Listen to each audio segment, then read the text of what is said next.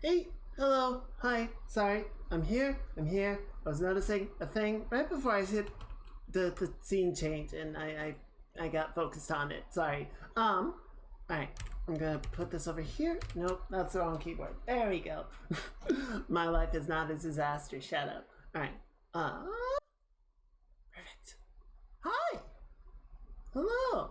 Did I do the thing? Yes, I did the thing. Hi! Hello, everyone! It's been like a week.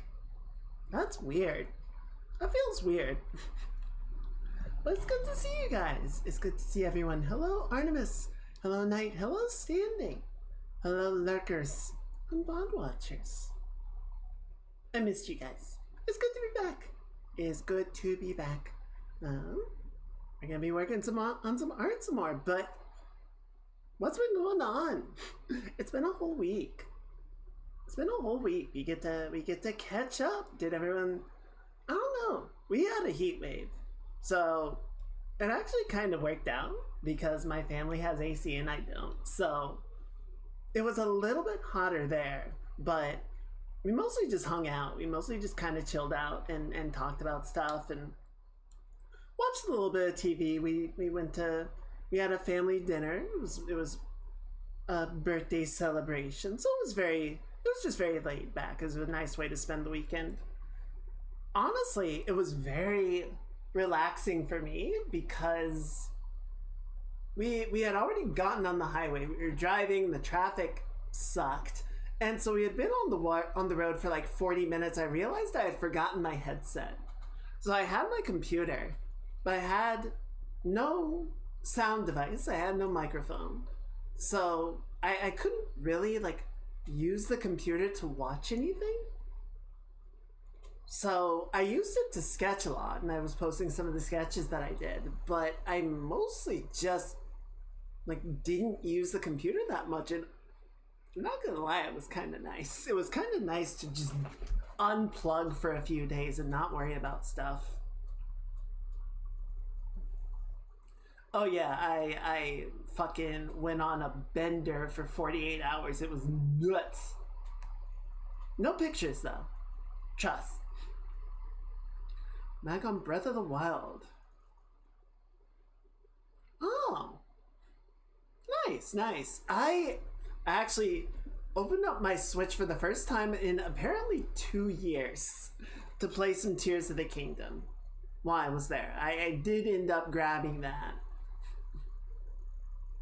And I know it was 2 years because the last save file was from June 2023. I'm like, oh shit. So I did play a little bit of that. I did almost nothing though. I spent most of the time just sort of wandering across Hyrule, dealing with a couple of things along the way. I solved like a tower and a shrine and whatever. It's like, all right. It's kind of the problem that I have with the game is it's really like it is both a blessing and a curse of the game how easily you can get sidetracked.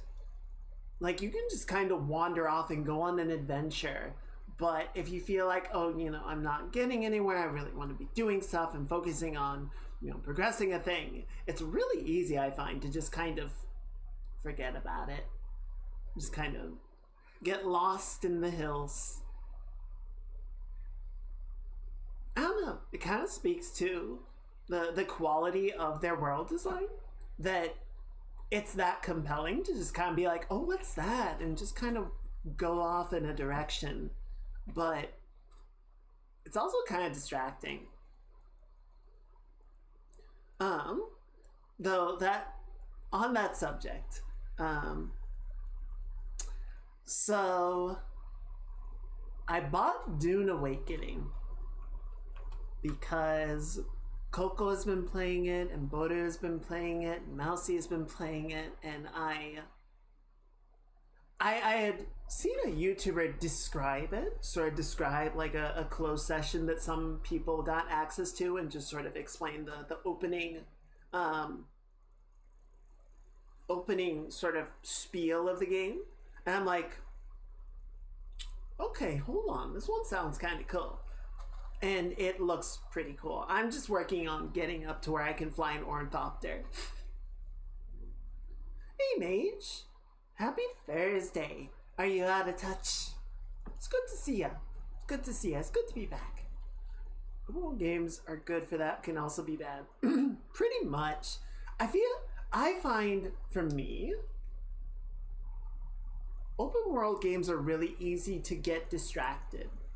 I kind of need something to focus on. I do feel like, just on the subject, I do feel like Dune has a good sort of sense of direction, at least early on in the game. We'll kind of see how it goes later, once, I've sort of gotten through the introductory story and I have more of the research tree unlocked, and I'm really just sort of like going through the late game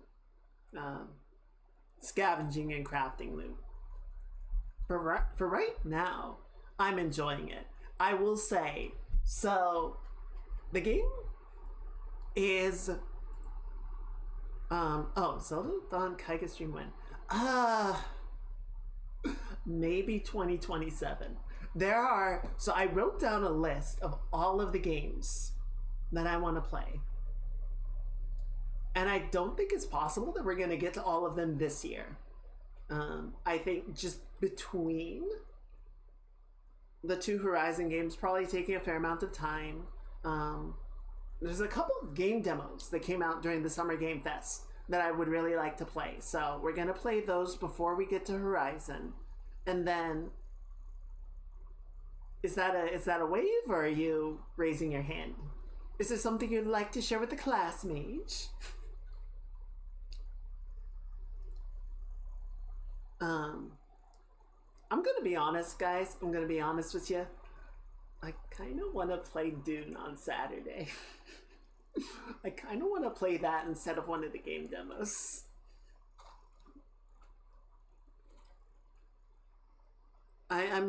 So Mouse and Boru and Coco and their friends have all gotten, I wouldn't say to the end game, like they're still progressing through story stuff, but they have definitely gotten much farther ahead. Like they're off into, I don't exactly know how the areas are distributed, but it's like the second or third area, and I'm still in little kiddie sandbox, just sort of getting my feet under me, getting my bearings.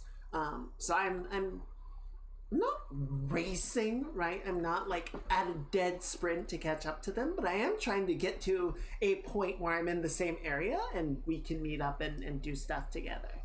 I find trying to chase after people, like way back when I played World of Warcraft, I power leveled through the game to be able to catch up to my friends and play with them. And I honestly regret it. I think I ended up skipping a lot of the game, a lot of the experience in a mad dash to hit Burning Crusade. And you can kind of only do that first experience once, So really taking your time with it and enjoying it and savoring it, I think, is important.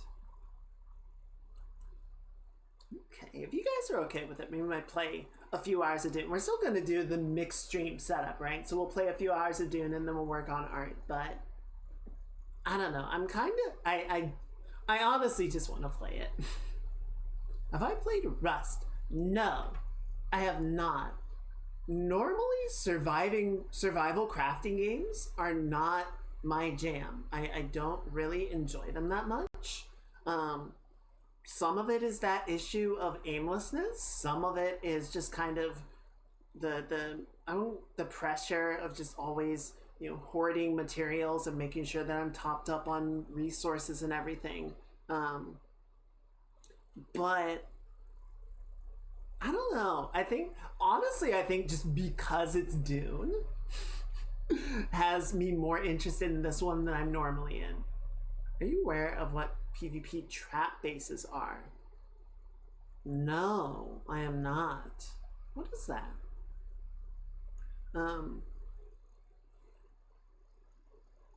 I am definitely not in an area where PvP is a danger.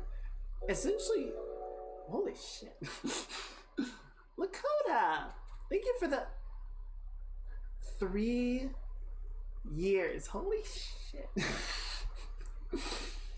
Thank you, Lakota. That's very sweet of you. 3 years. Where does it go? I really appreciate it, Choom. That's very kind of you. I appreciate all the support, all this time. I hope you're doing well. I hope you're doing well and happy Pride.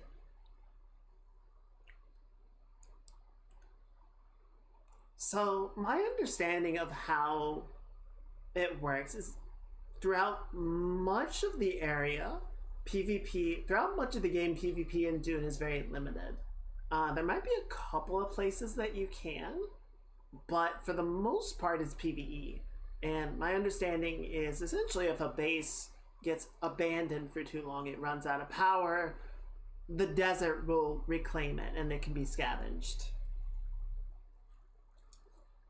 Oh, good luck. Channel overhauling is kind of a pain in the butt, especially once you get everything set up the way that you want it and you like it, and you're like, I don't want to touch it. Bases people build to lure people into an airlock room and trap the other players, and you cannot open the doors because they belong to the owner.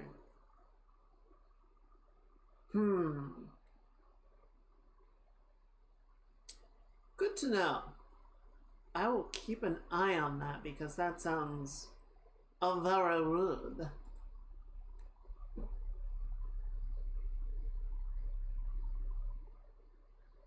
I'll be sure to let the others know. I feel like they have more experience with these types of games, so they might be aware of the concept, but I will pass it along just in case it's something they gotta keep an eye out for, because they're definitely a lot closer to PvP situations than I am. I think right now, if people even tried to do it in the lower areas, my general sort of approach is don't approach other people's houses because there's nothing I can do there anyway. There's a voice power that pulls people in. Oh, geez, so you just get pulled in and then they lock you. I wonder how that would work with the unstuck function. Because there is an unstuck. And I don't know if that would be able to teleport you through a wall or not.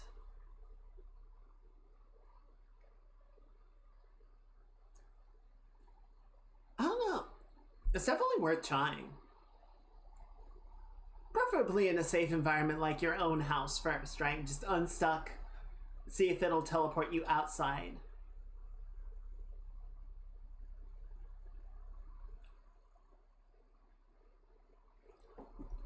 So yeah, we might play a little bit of that on Saturday. Just kind of progress it. I will say, so earlier I was sneaking a little bit. I played a little during my lunch break, and there was a part where I had to cross a large expanse of open sand, which anybody who has read or watched Dune knows what that entails. So I was walking across it. Unfortunately, I don't actually know if it's in the game, but I cannot do the desert walk. I can walk or I can run, I can sprint. I cannot desert walk. I am an outworlder. Right, and there is the like open PvP area. That's like the in-game section, right? Where, you know, once you've sort of unlocked everything and you're well kitted out, you go into the deep desert. And that is full bore PvP get fucked zone, which kind of behaves like an extraction shooter. You're going in there to find rare materials and loot and bring it out if you can.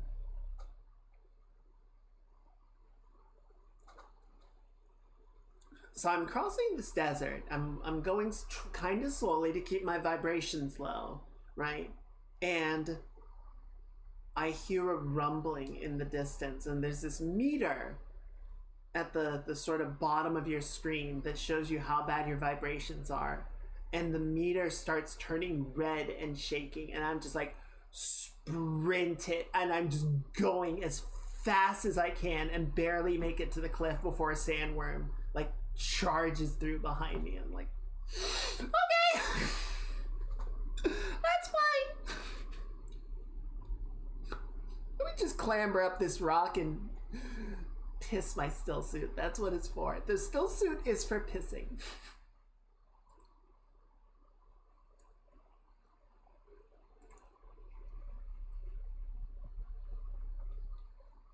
So yeah, very authentic experience, a lot of fun, enjoying it. Honestly, the main thing that I want is to be an orthopter pilot. I just want to get up to the point where I can make an orthopter and I will like ferry other people around. I just want to park my orthopter on top of cliffs and snipe people. That sounds fun to me. Not necessarily other players, but just like scavengers, NPCs, and whatnot. Seems like a good time. So yeah, aside from that, stream seems to be doing okay. I was noticing a little bit of frame rate drop, but it seems okay now. So we'll let it ride. We'll let it ride and see how it behaves. Still kind of fussing with this machine and making sure it's going to do what it will. I discovered while I was there, this little fella can't do Wi-Fi. I think they might have forgotten to install the Wi-Fi card in it. So I need to get in touch with them about that because that's not good. It's not like the Wi-Fi won't turn on. It just acts like there's no Wi-Fi to turn on. It's just not there. It doesn't exist as far as the system is concerned. So I think the hardware is physically missing. So that's neat. And then yeah, I mentioned there are a couple of game demos. So there was there were all the game shows this past weekend. So we had the Sony State of Play, the Xbox Showcase, the Summer Games Fest. It was a pretty good lineup. There was a lot of really cool stuff that got shown off, and I kind of wanted to talk about that. We can probably talk about it some while we're drawing, but the Summer Games Fest was a lot of indie and AA projects. The AAA scene was definitely there, but it kind of seemed like they mostly relegated themselves to the Sony and Xbox showcase. And frankly, I think there was a lot more really cool, interesting stuff at the Summer Games Fest. Both of the others definitely had a few hard hitters. Obviously, everyone was talking about the Marvel fighting game from Arc Sys, which, I mean, let's be real, Capcom's doing fine. I'm not gonna lie, they might be kind of glad to not have to deal with Marvel anymore. But yeah, so there was that, and then we got a release date for Sword of the Sea. That was at the Sony showcase. So I believe that was August is when that is coming out. And I'm gonna be really honest, fellas. When that comes out, we will stop playing whatever we're playing. We will shift gears to Sword of the Sea because that, unless we're like right at the end, but that 100% takes my priority. Yeah, August 19th is when that's scheduled to come out. So I am extremely excited for that. I love Giant Squid, I loved Pathless, I love Journey. And, you know, I look at this game and I see like the DNA of all of the games that they have made before put into this one. So I'm extremely hyped for it. And then there's 2 games that release demos. So I figure we'll play those. We're going to play Doom this weekend. So next weekend, we'll play one of them. So there's a new game from the developers that made Shovel Knight called Mina the Hollower, which is a love letter to the 2D Zelda games, like the Game Boy Color and Game Boy Advance era Zelda games. So it looks very cute. It looks very sweet. And we'll do that. And then there's another game called Memories in Orbit, or Mio, which is sort of an Ori-like game. And that looks really cool. So I want to try both of those out and kind of see how they look, how they play.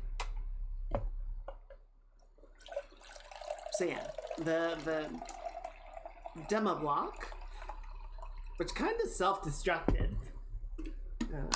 is back on the table. So we'll play those over the next couple of weeks, and then I think it'll finally be time for Horizon.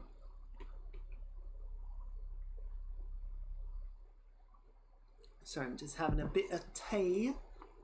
A spot of tea before we get started with the drawings. Don't you know? Okay, back up a bit here.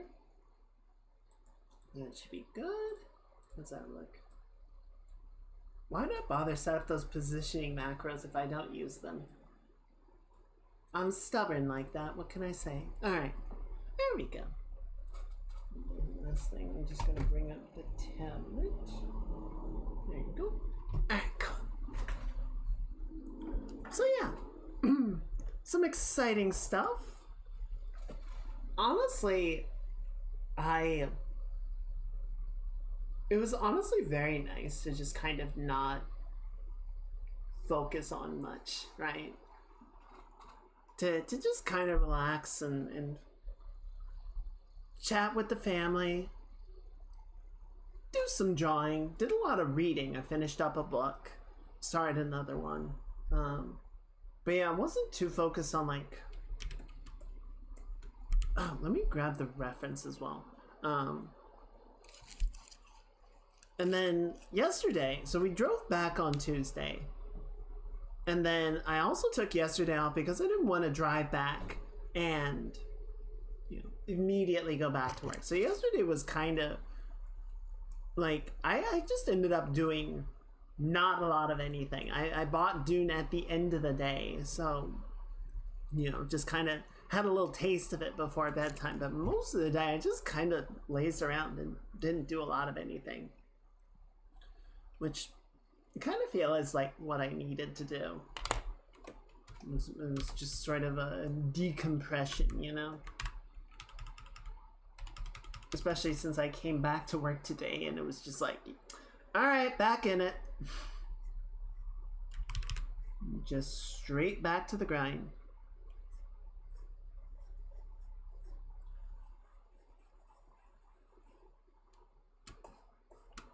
Though what was really fun was, so we got back, got dinner, you know, went through the evening, went to bed, and at about 2 in the morning, our carbon monoxide detector decided that it was done. It had reached its end of life and was like, yeah, I quit, and started beeping.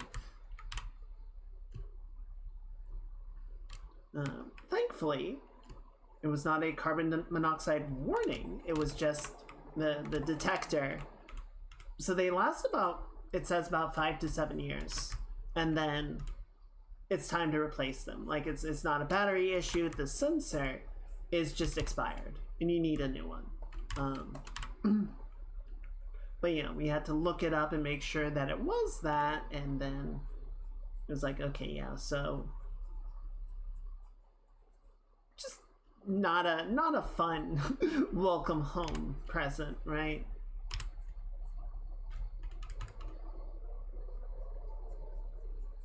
You know, I'm glad it wasn't anything more serious than that, but it's also like, dude, really?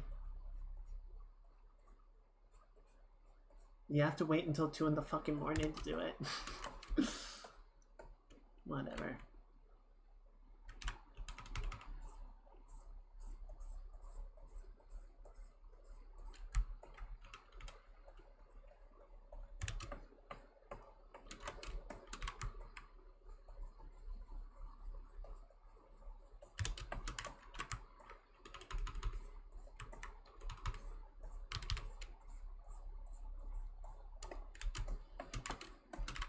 I don't know. I finished the vacation. I already want second vacation.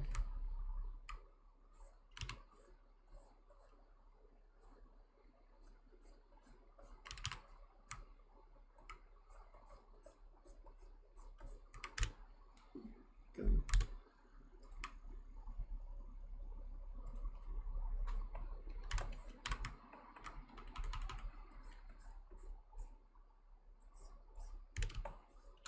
I need to put this in here.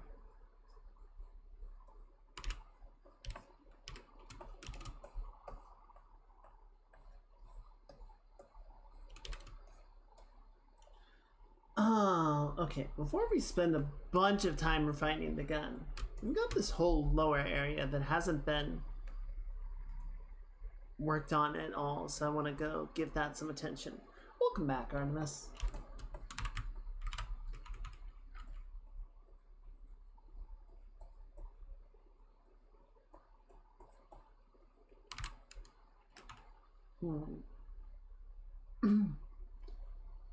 You know, I marked this up.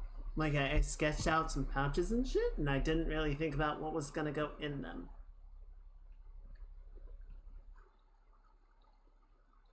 I just kind of assumed it would be extra magazines.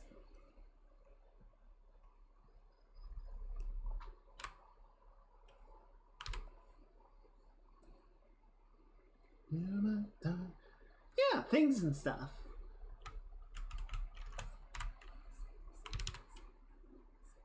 Oh shoot, I forgot to post the next time-lapse video.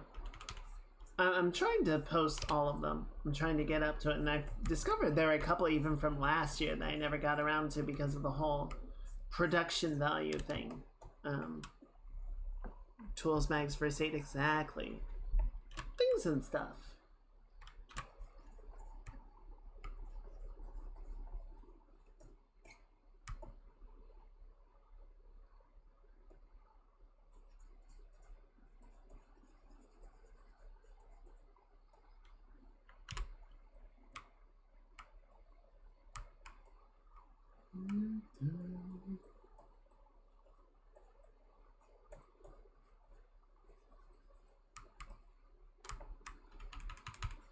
Okay.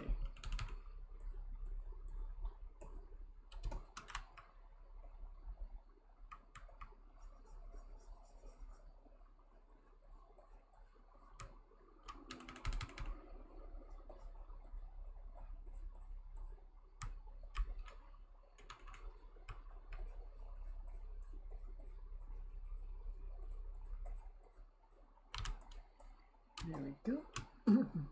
Excuse me. There we go. Okay. So yeah, I think what we'll do is have this one be open. A little bit of storytelling, right?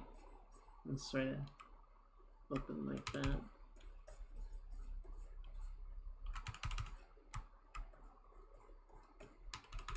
Kind of need to warm up. Get my bearings under me again.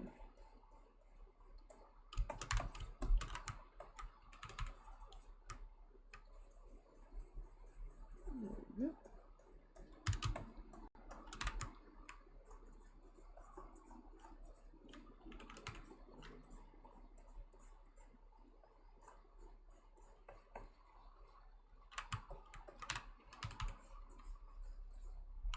Yeah.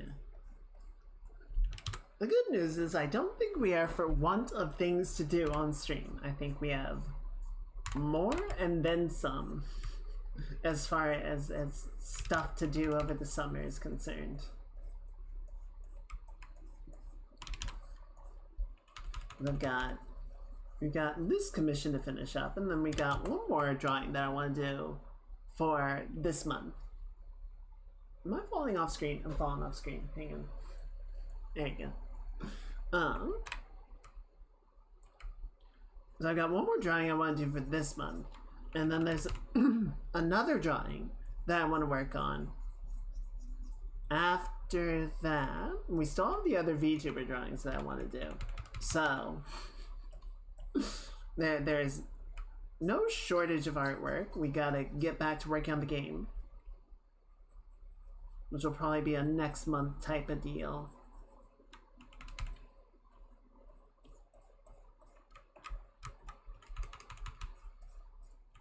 Maybe I can work on some tomorrow. My team's gonna have an art jam. Might be a good opportunity. The main issue is just I feel like I need to sort of watch tutorial videos and whatnot.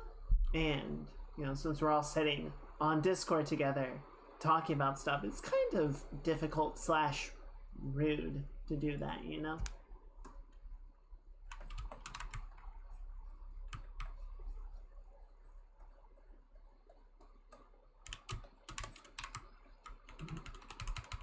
There we go.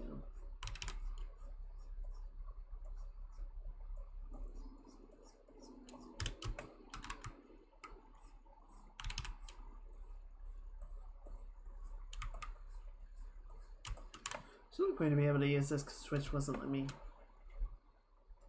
stream anymore. Wait, what? They just blocked you?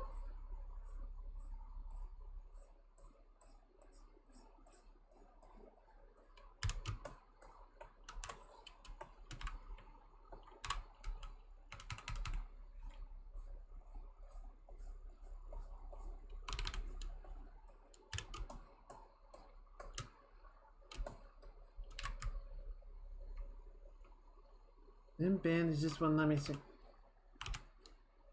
Okay. So wait, is the account like the account isn't revoked or anything?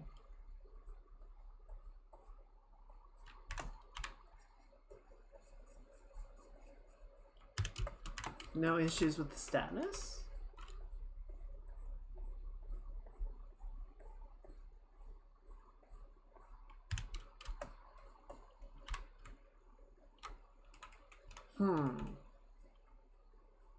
I'm guessing you've been in contact with support. Because honestly, it sounds to me more like a technical issue than anything.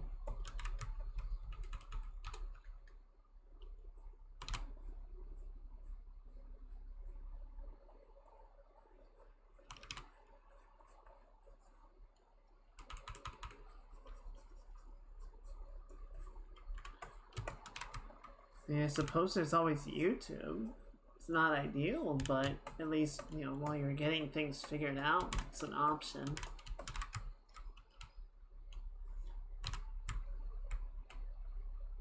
It's been weird today.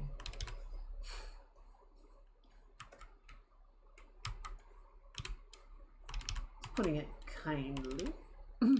Oh, that's true. So I logged in this morning. I tried to open streams and it said none of the streamers I was following were streaming. Like there were channels it was recommending, right? So there were people that were streaming, but all the people that I would normally follow, all of my follows, it said were offline. And I was like, that seems impossible. I can't imagine that everybody is offline at the same time.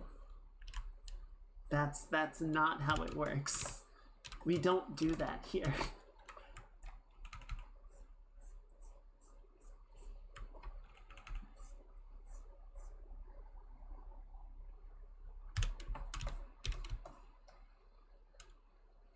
So yeah, it could just be Twitch shitting the bed.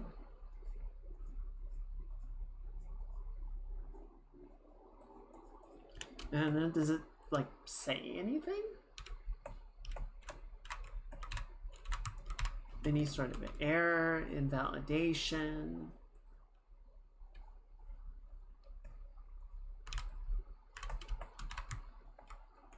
So Twitch broke all the streamers. I mean, that sounds about par for course when you put it that way, right?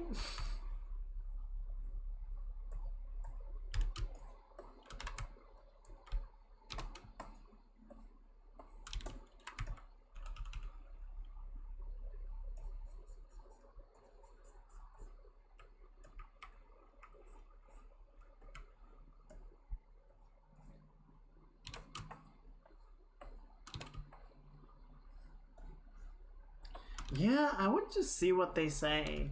Like, it might have been some weird blip with the system today being particularly fucky. It could, I don't know. I've never heard of like a stream key becoming invalidated, but it's not impossible.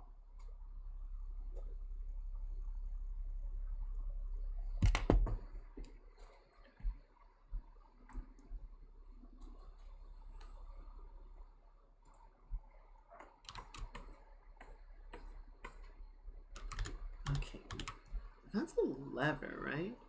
No, it's not. It's like a rail.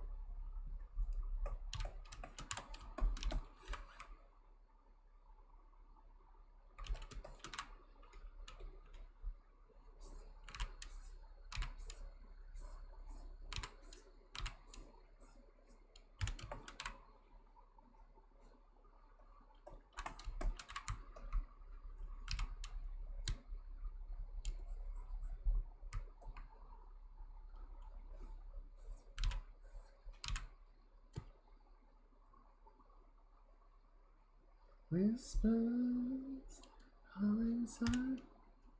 Yes, thumb out. But here you are, journey. Never memory fading from sight. I see you. There we go.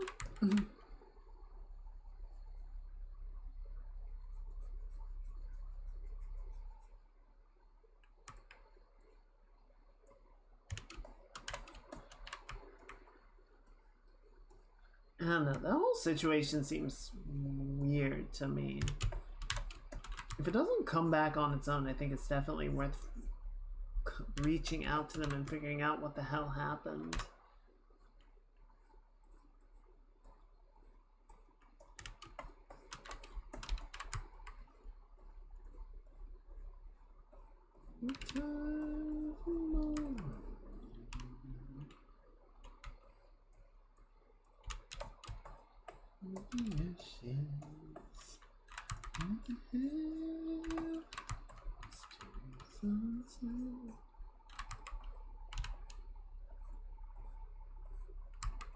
There we go.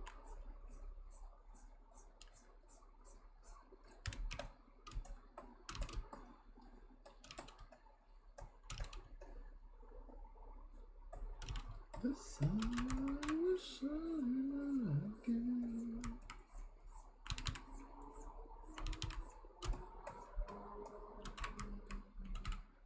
We live so far.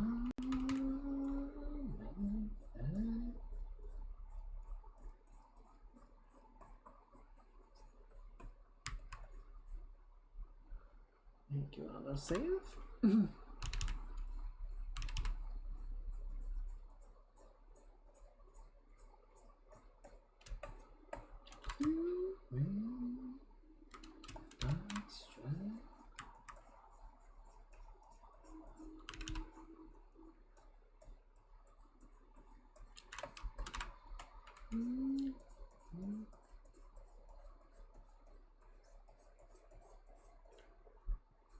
There we go.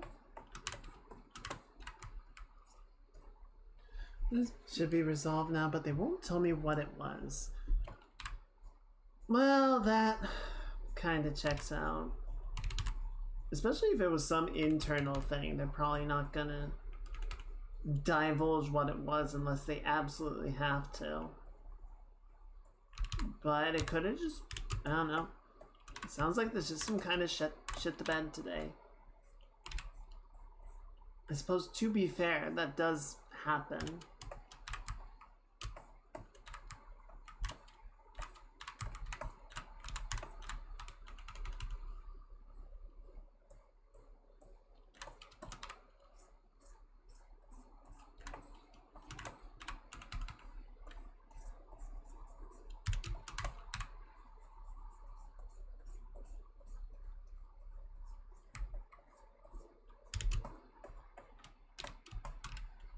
What is happening here? Okay, I see. Yep. Just a classic Twitch moment.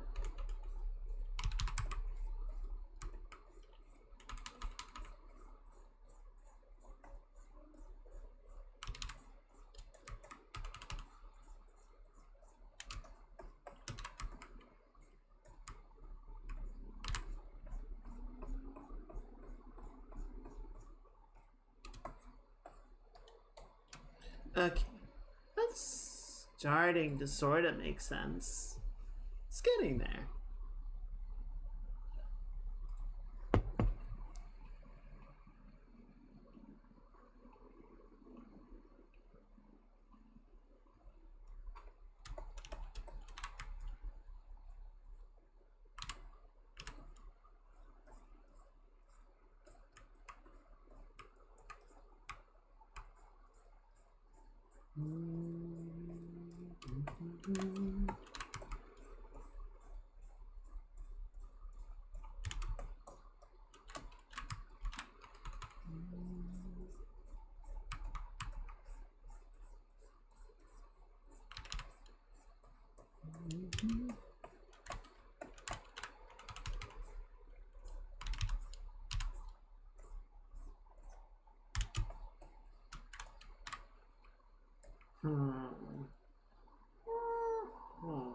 Okay, yeah, let's do this. I'm just gonna sort of knock this whole thing down a bit more.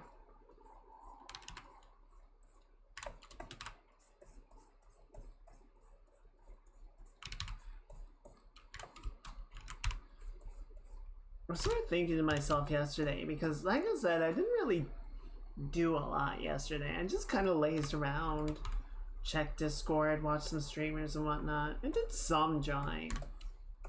I did sort of quiet the voices by exporting all the time-lapse videos, so those are ready to go. I gotta be sure to remember to post one maybe after stream, but if not, then like tomorrow morning. But you know, as is often sort of the case when I don't really do a lot on a given day, I was feeling kind of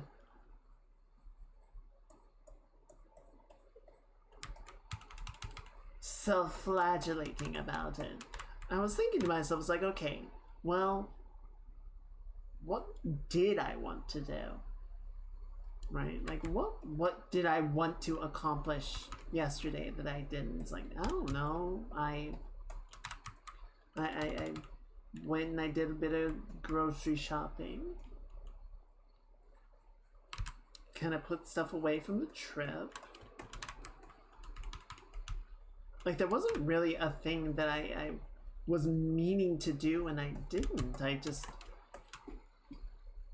feel like I gotta do something. I gotta be doing something all the time. And it's like, yeah, as you say, sometimes the thing that you need to be doing is relaxing. Just taking a minute. I gotta get better about allowing myself that.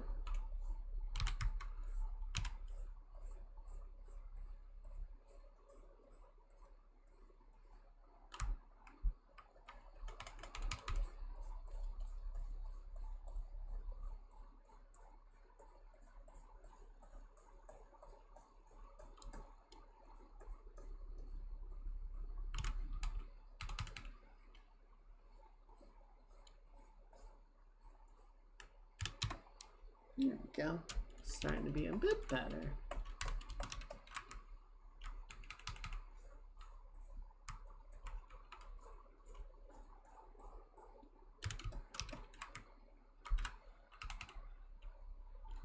Okay, so let's button over like that. Okay, that's what I'm seeing. This guy has like a whole sort of zipper set up that creates the shape that I was trying to mock out.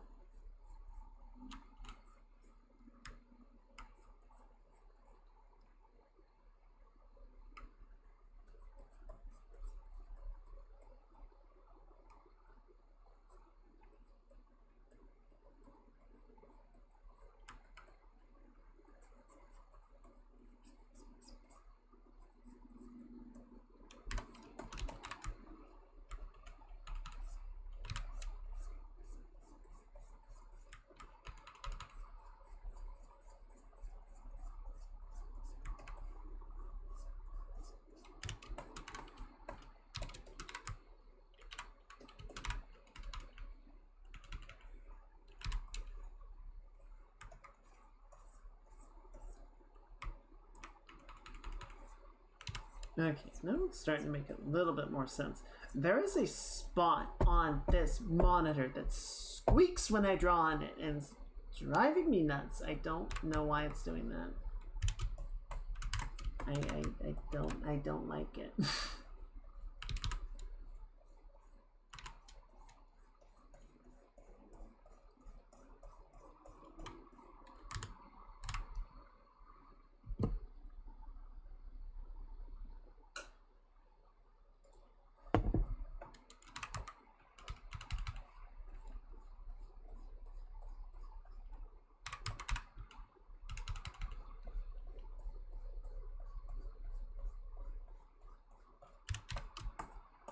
Okay, cleanup is starting to sort of get somewhere.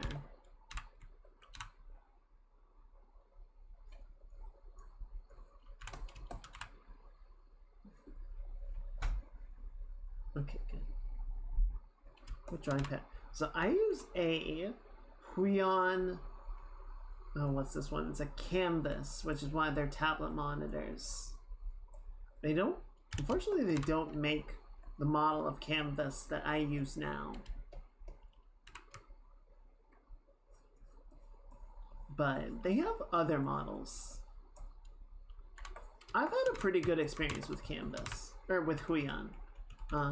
The only thing that wasn't great was I had to do a lot of hoop jumping to get pressure sensitivity to work in ZBrush. But all my other programs, Photoshop, Clip Studio, Paint, Substance Painter, all the main things, or all the things I guess I use more frequently at this point, work very well with it. Not to mention that whole little adventure repairing the tablet pens went very well. So, you know, now I have like 4 pens. I have 2 main ones, and then I have my 2 backups that I repaired. So if I need to, I have pens for days. And thankfully I don't have any dead pixels on the monitor. There are a couple of bright spots, right, where like the brightness is sort of stuck at maximum, but it's just like these little very small points that if I'm not even looking for them, I don't really notice that they exist. Occasionally I'll spot them and be like, oh right, but it doesn't bother me or anything. Yeah, just compared to Wacom, they're so much more so much cheaper. Wacom is so much more expensive, and you know, obviously because of their history and everything, Wacom has a very large, you know, sort of market presence. But like, I have friends who have gotten Wacoms and complain about, you know, dead pixels and bad connections and whatever else. It's like, so it's not an issue of, you know, these are like cheap knockoffs, because Wacoms have the same problems. At this point, I really feel like Wacom just charges as much as they do because they historically have been able to. They're not actually selling a better thing.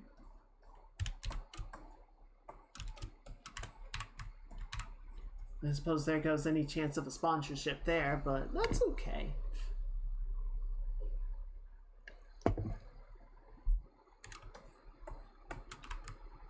Like, I don't think Wacoms are bad, I just don't think they're worth the cost, you know?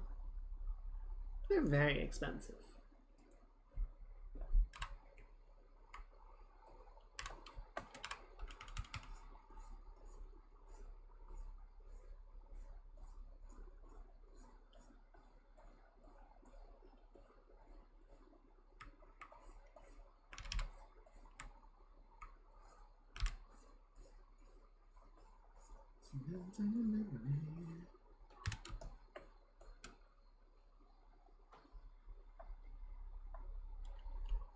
I think I was going to have part of the oxygen mask visible, but just where the way the arm got positioned, it's not. That's okay.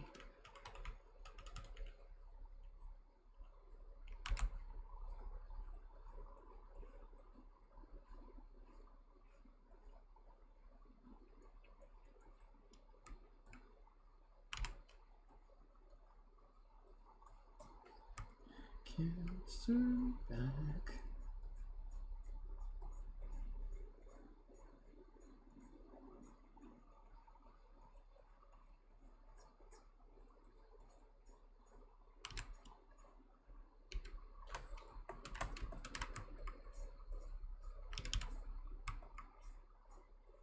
There we go.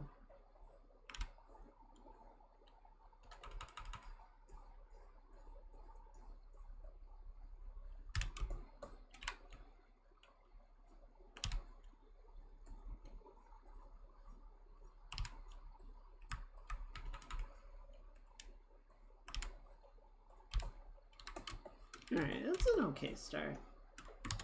Let me double check what this is looking like. Yeah, I feel like at a certain distance, it's kind of hard to see the ribbing of the two. It kind of just becomes more uniform. We can keep working on it, but past a certain point, it just sort of feels a bit redundant. Not redundant, but diminishing returns, I suppose.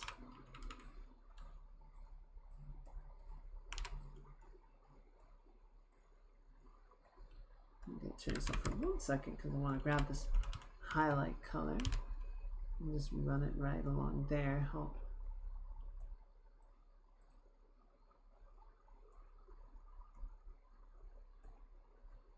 There we go.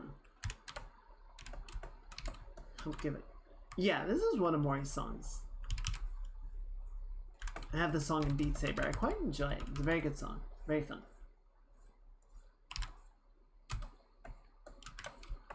There we go.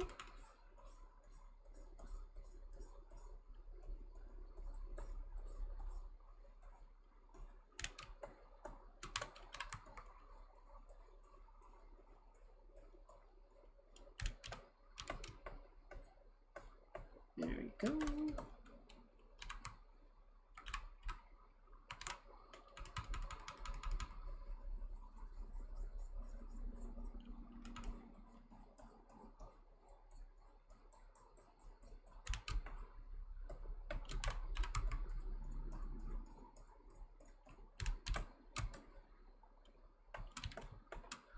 There we go. Okay. Might just switch to the lo-fi soon. Kind of want to focus on the drawing. I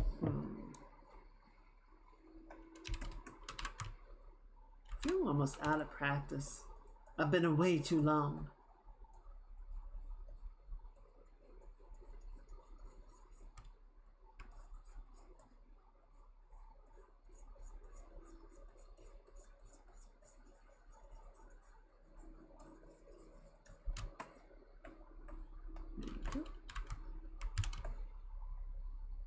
What is that?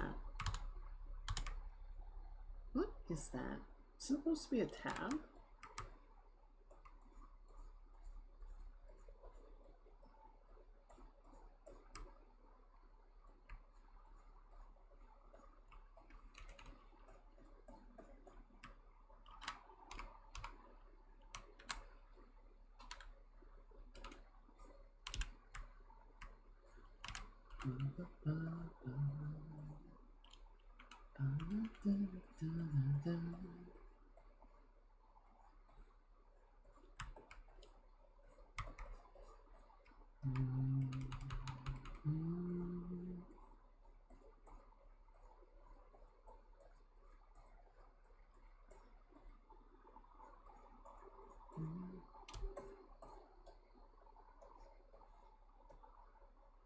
We spend online. There's nothing wrong with appreciating some good music.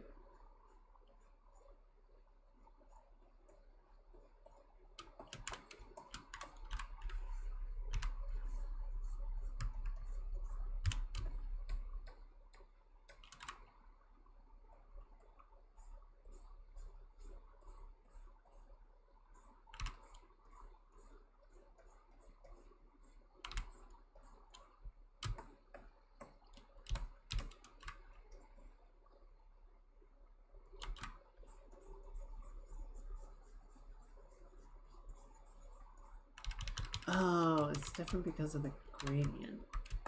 Yeah, it makes sense. That makes sense.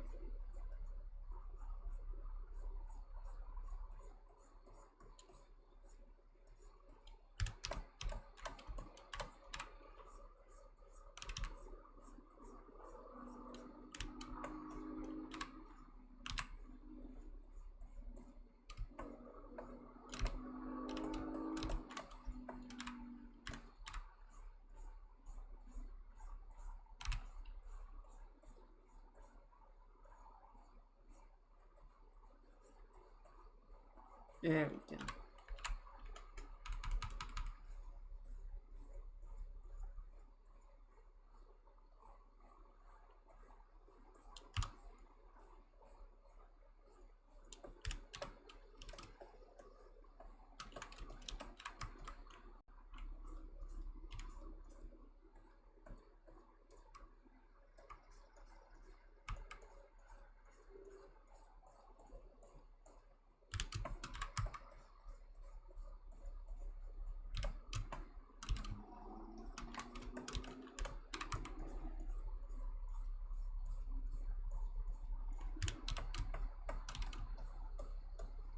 Okay. It's getting somewhere, right? I like to think so.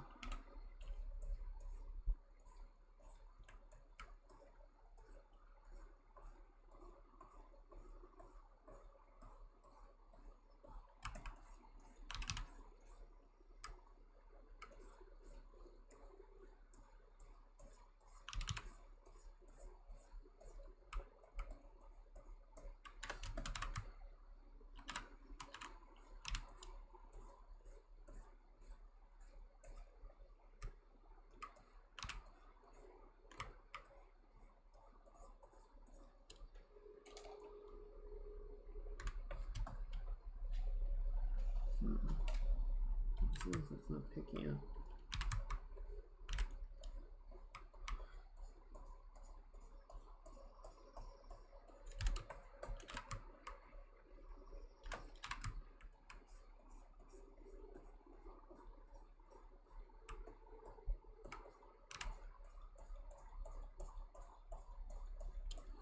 There we go.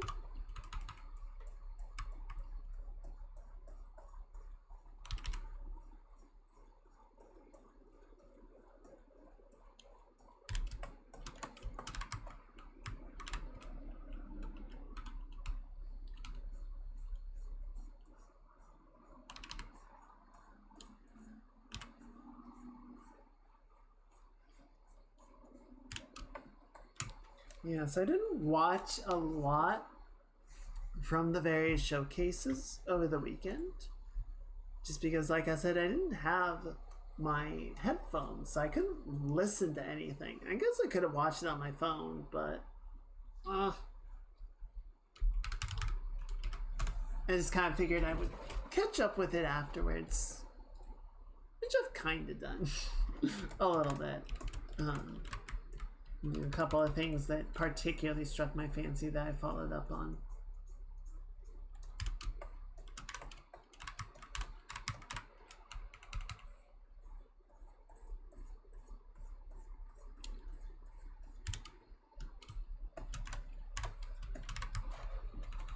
But I'm very happy to see sort of the number of projects that are in development, the variety of them.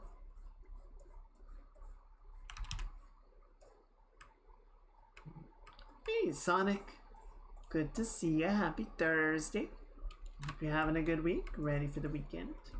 It's been a very short week for me, which, I mean, I'm not gonna complain about. How are you doing?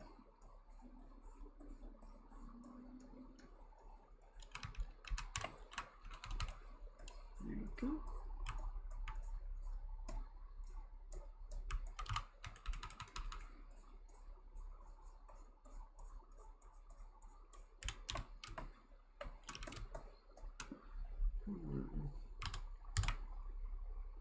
Yeah, so then we have this, and then you're gonna get kind of broken up like that, and you're gonna go like that.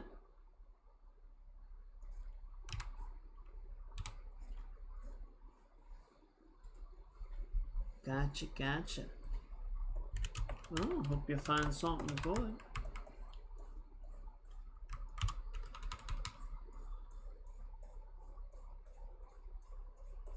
Let's see.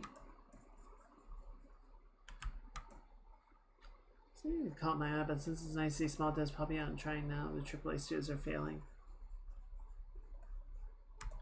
Yeah, and I don't think AAA studios are gonna go extinct or anything, but I do think they need to refocus. I think they need to sort of restructure their approaches.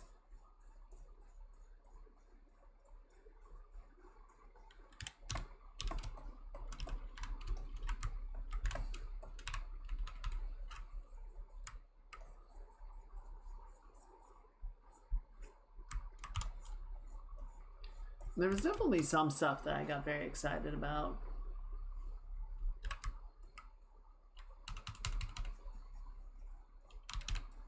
Nice.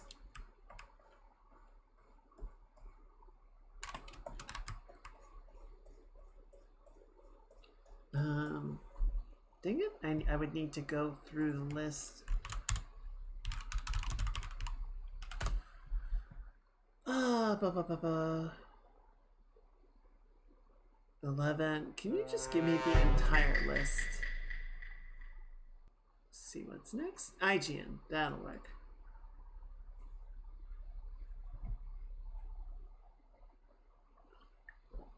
Yeah, I suppose the one sort of upside to it is people looking elsewhere for more interesting titles, right? Okay, so yeah, we got the announcement for Resident Evil 9. Some details about it, nothing too much. Liza P, DLC, New Dying Light, alright, whatever. Wu-Tang game, which is like, okay, interesting. Onimusha, a Game of Thrones game. Arc Raiders got a release date. Oh, Mecha Break got a release date. I still need to watch the trailer for that, but that was exciting. I really hope it's good. I hope it's good. I hope they listen to the feedback from the last beta period, because a lot of what people were saying was, hey guys, we like your game, it's really fun, please don't fuck it up with awful progression systems and microtransaction hell. Please don't choke the game before it has the opportunity to be really entertaining and establish itself as a fun title.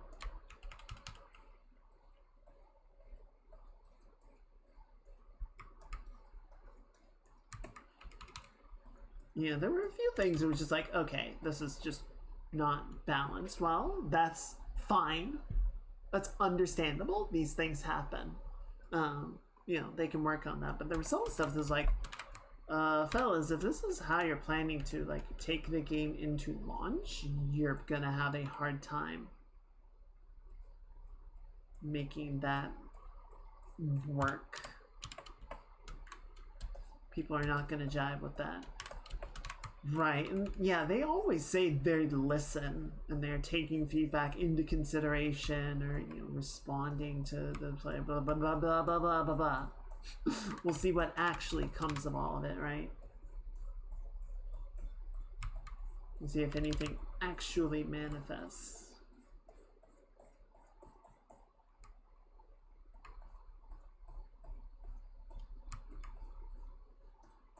I hope so. I know I'm sounding very pessimistic, but I do genuinely want it to be a fun game that I can spend some time with. But they gotta prove it, right?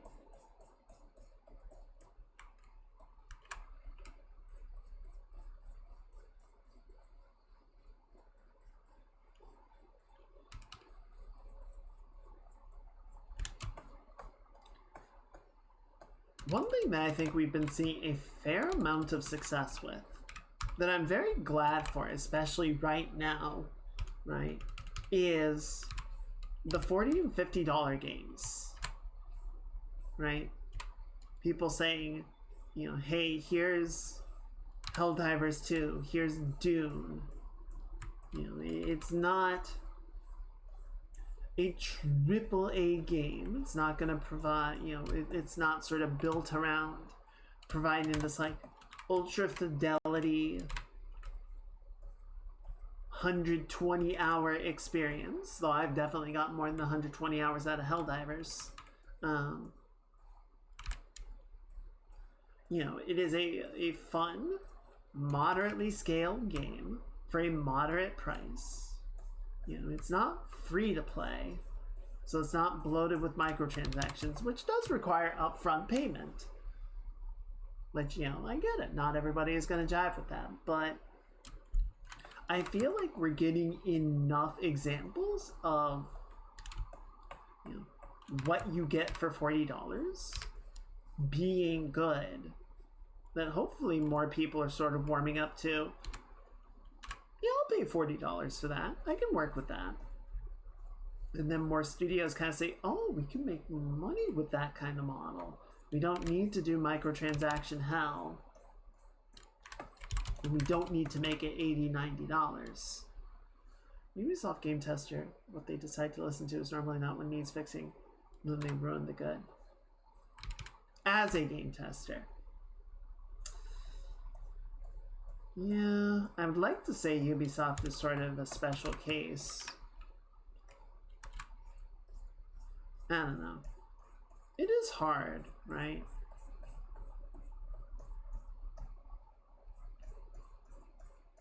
What the players have in mind is not necessarily what the devs have in mind. There is a balance that needs to be struck.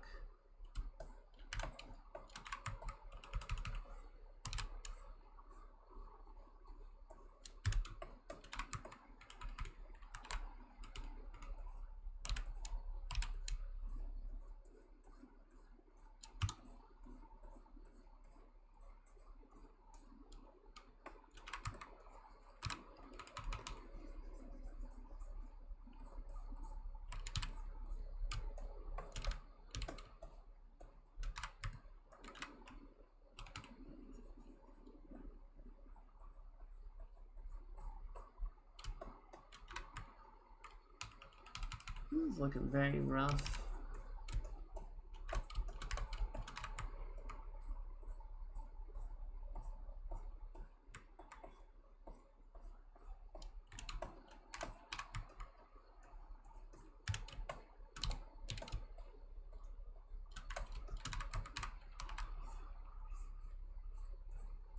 I mean, it's getting better. It's just, I don't know.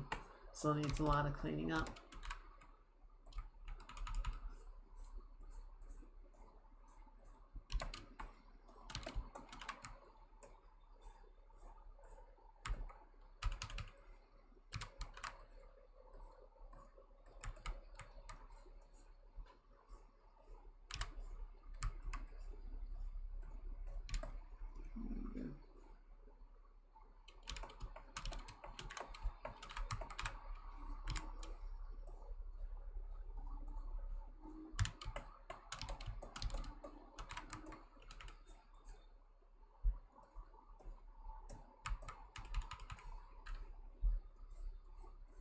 There we go.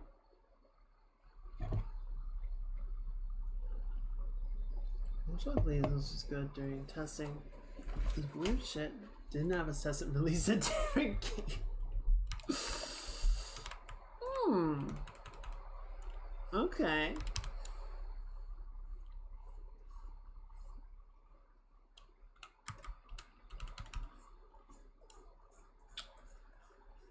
know what's up with that.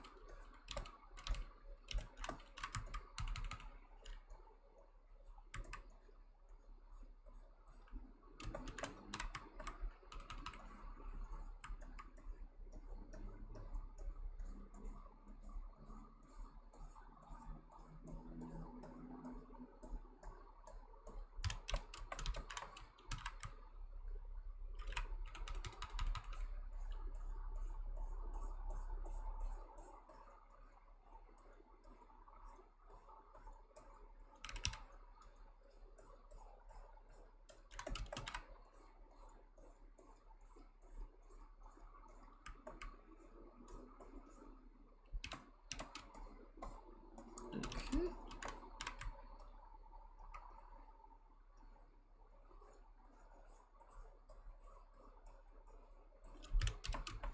Try and get some of these wrinkles worked in a bit more.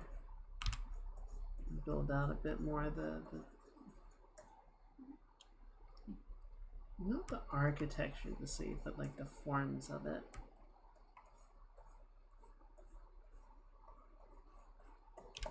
There you go. Oh, just a lot of the shapes are very like sloppy. A lot of incomplete rendering.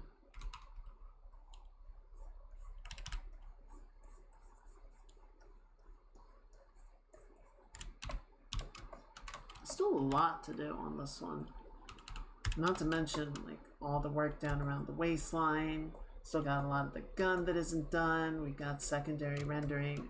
I haven't even started his hair. Sweet Jesus. Oh Lord Jesus. He needs some milk.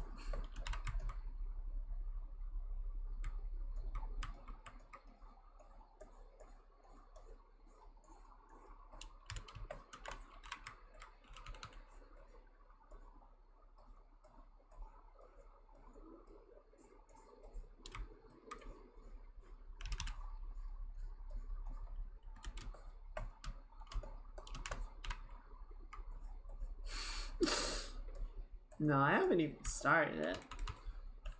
Try and get to that tonight. Try and make sure everything has at least a little bit of love and attention on it.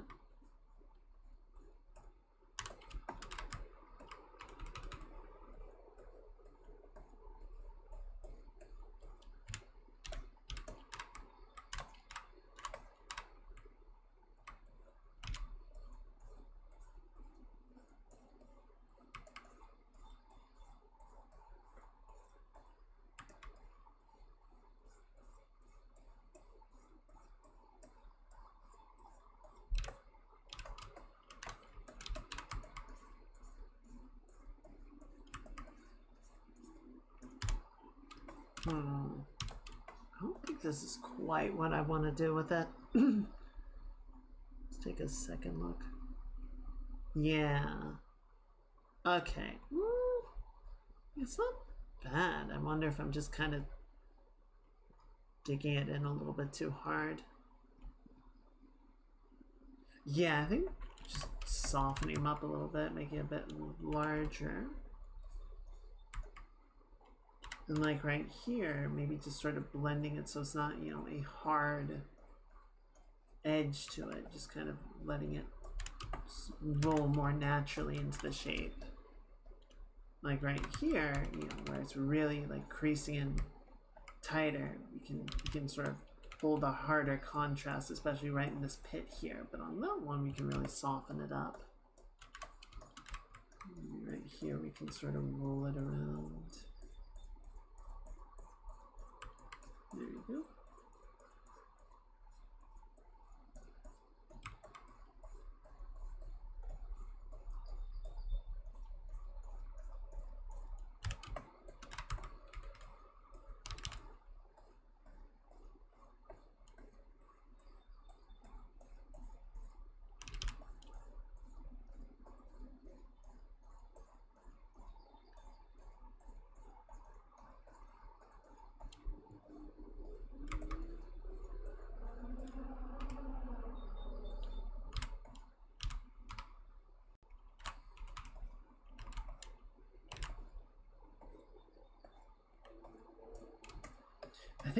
the one of the games that I'm the most interested in seeing. Not hyped for it, not excited for it, but just interested in seeing what it ends up looking like is GTA 6. Because GTA 5 ended up being this massive game with all of this stuff in it, all this bullshit, right? It was so complex. It was so utterly ridiculously huge. And I feel like the expectation is that GTA 6 is going to match or exceed that on day one. Right? All of that stuff that got added to GTA 5 over however many years of its existence, you know, the online mode and everything. I think people are just going to look for all of that right at launch. And then, you know, ideally, all of that and more. Better graphics, better animations, better immersion. And I don't know what that's gonna look like. I don't know how they're gonna pull that off. And I'm honestly just kind of curious either what they do to accomplish that or how players are going to respond if they don't.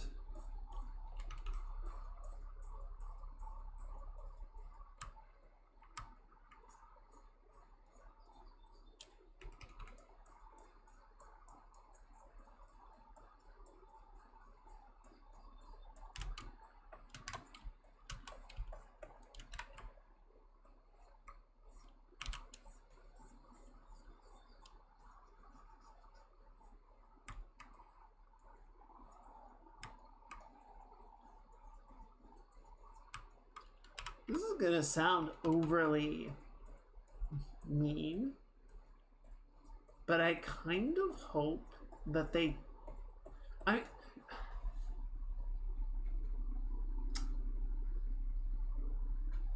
guess I kind of hope that they don't meet the expectations just because it feels like a breaking point. It feels like a necessary moment where it's like, this is the result of us trying to meet all the impossible expectations, right? Of trying to build a game that lets you do anything and everything with all of the fidelity that modern graphics are able to achieve. And the result is a godless mess.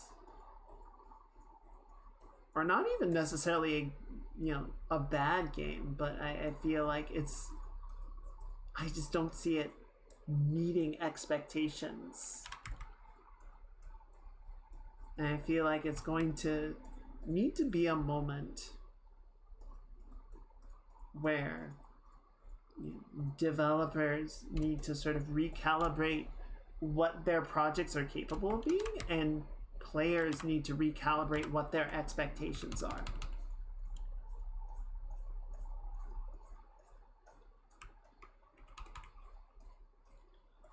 Yeah, I can imagine they want to charge a fuck ton of money for it because it probably costs them a fuck ton of money to make.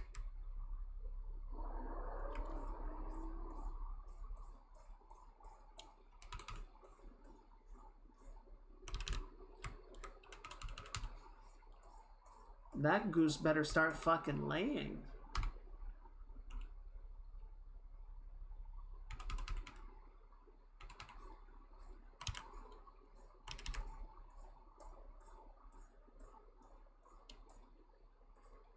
Yeah, but Duke Nukem wasn't like a ridiculous overscope project. It just fell into development hell.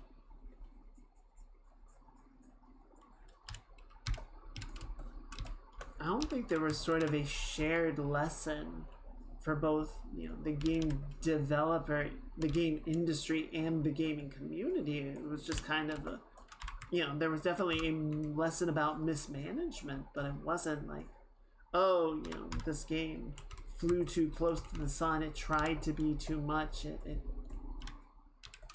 overpromised and underdelivered. It was just gone for a decade. Slowly getting worked on by all and sundry until it did finally release and everyone went ill.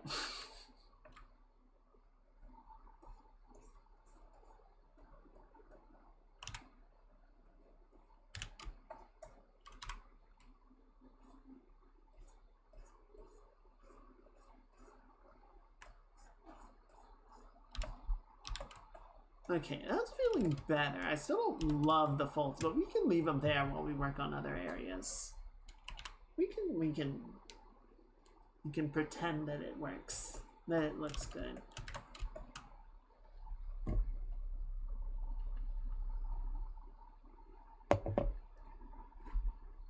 Well, no. I mean, Cyberpunk, I suppose 76, from what I have heard, managed to crawl its way into being a decent, enjoyable game. 76 did a pretty good job of actually managing to turn its reputation around.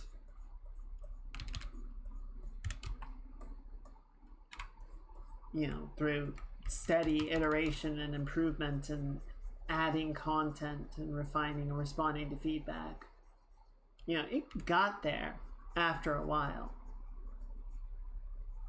And, you know, I suppose by the same token, if GTA 6 isn't all that and then some at launch, it could get to that point somewhere down the line.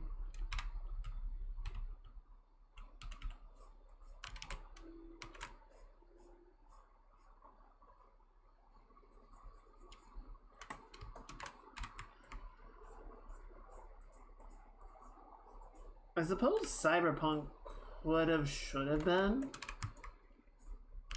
that moment. Because, yeah, it also sort of promised to be the everything game that would let you have an insane amount of choice and control and impact on the environment and all this and that and the other. And then it didn't.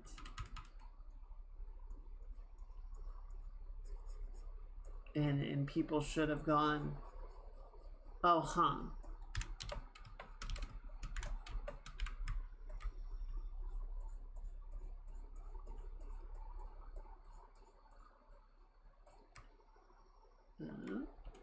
But it didn't do that. We didn't have that reflection moment where the rest of the industry said, okay, we need to, you know, sort of change our messaging and adjust how we're communicating with our fans and be more realistic and not treat them like suckers that will believe anything that we showed them, because that's actually a risk, not a benefit.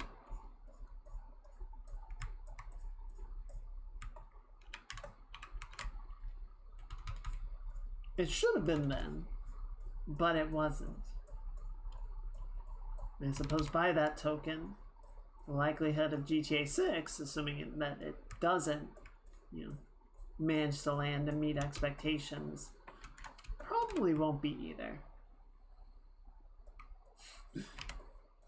Yeah, they fucked up, but we won't. We'll do it right. We'll make the quadruple A game, and we'll make all the money, and everyone will love us. Or they can just be Nintendo and not give a fuck.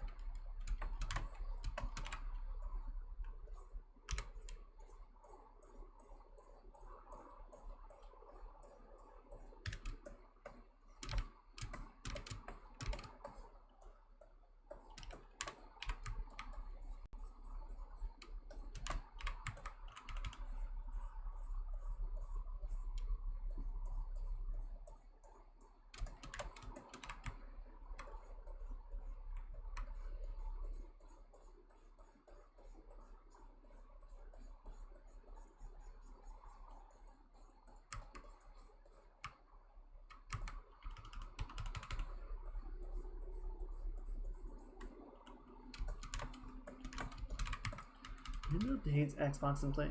Not as much as they hate their fans.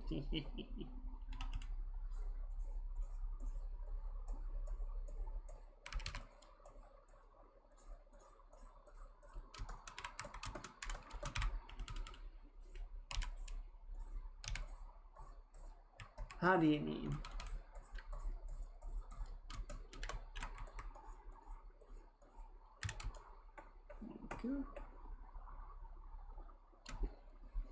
What? This is seam line that I'm working on. Okay, yeah. I see it. I see it. Just round this out a little bit more.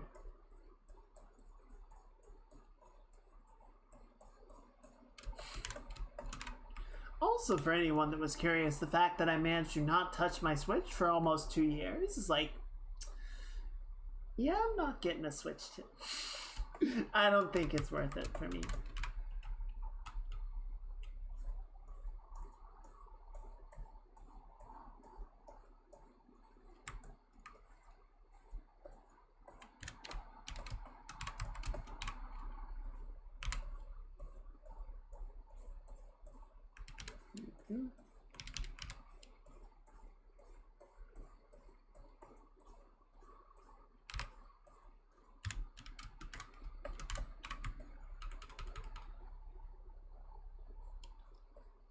It is way too expensive.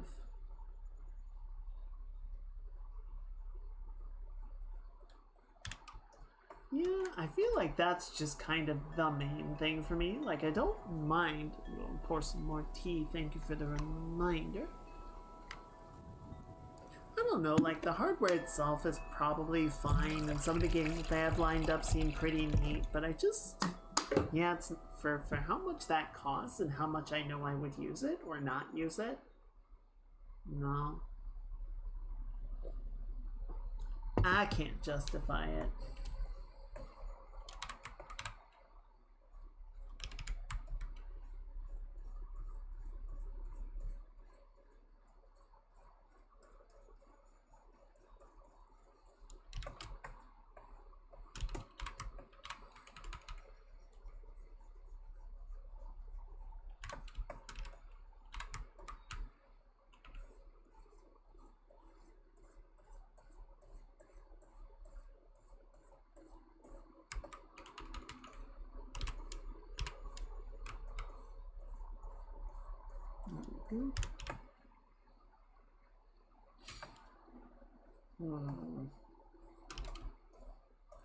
Okay, I think we've at least touched on most of it, aside from his hair.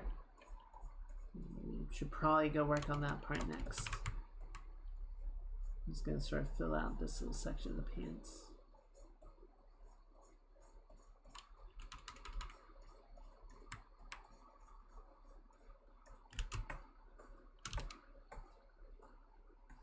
Yeah, definitely still a lot that I want to clean up, but it's progressing.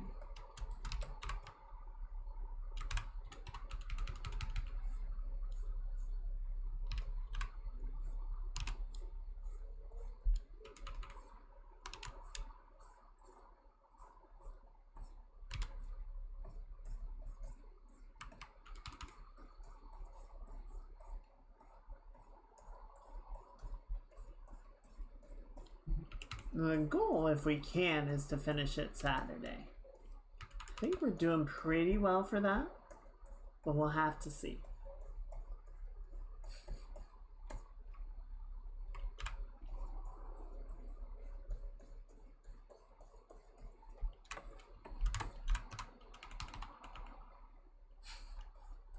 I'm glad you're liking it.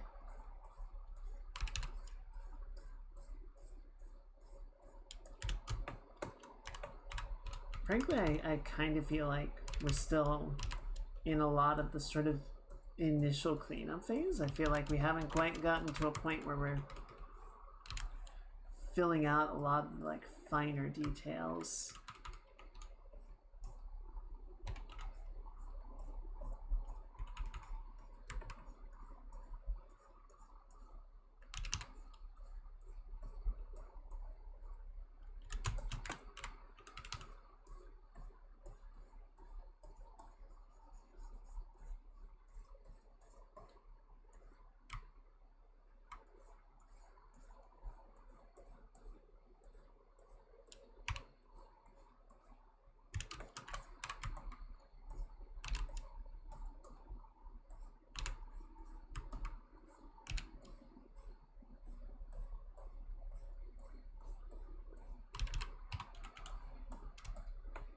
Okay.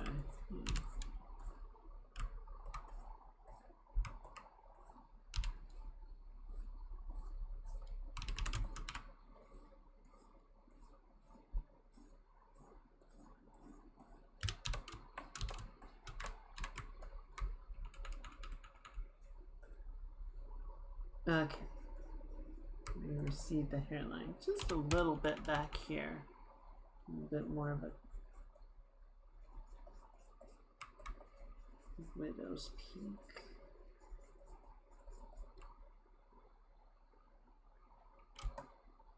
Should you have a fade on the side? I didn't really include that, but I know the reference character does.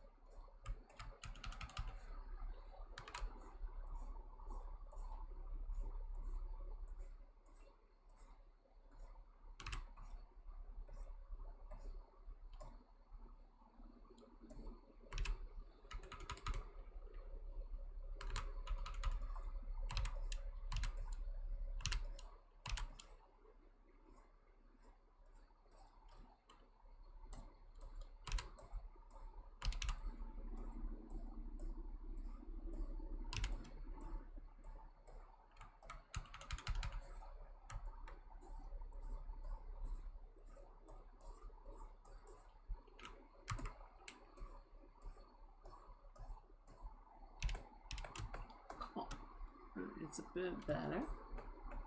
Easy choice? Okay.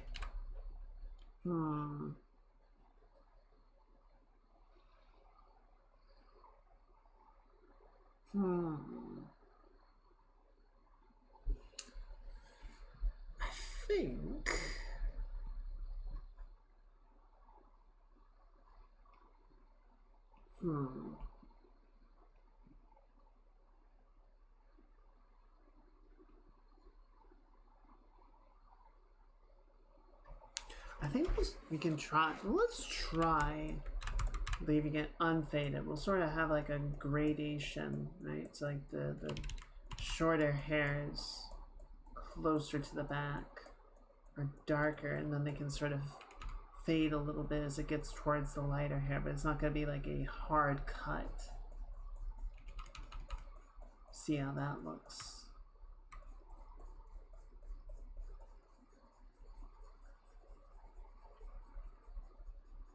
How that feels.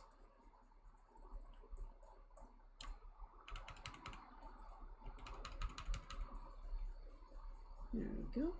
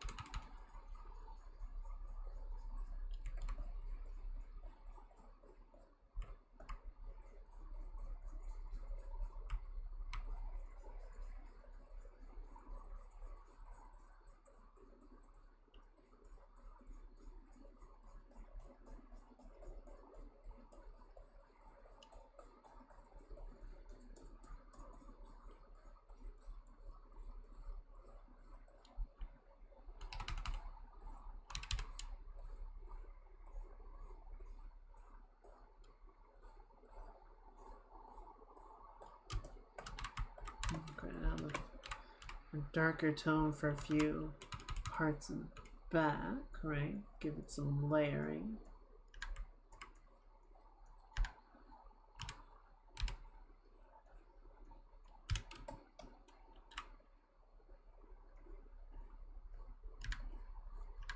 Sort of build it out that way.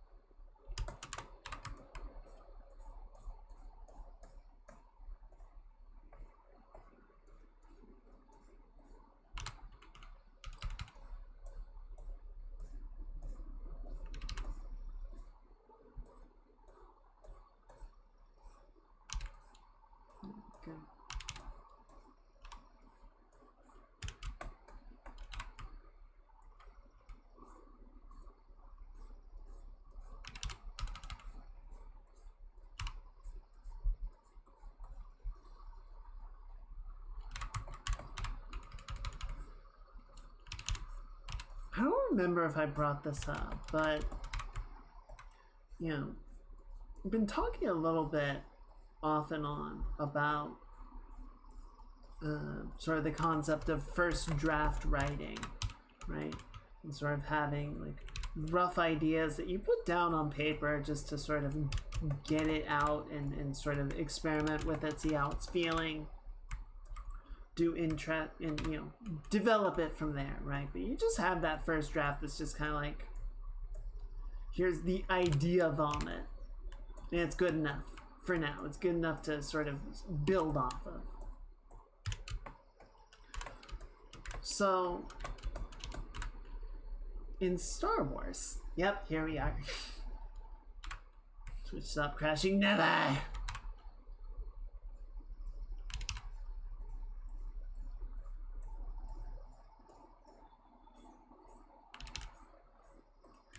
In Star Wars, Palpatine's big plan at the end of the Clone Wars is to execute Order 66, right? Which is the secret order issued to all the clones, embedded in a neurochip to turn on and kill all of the Jedi.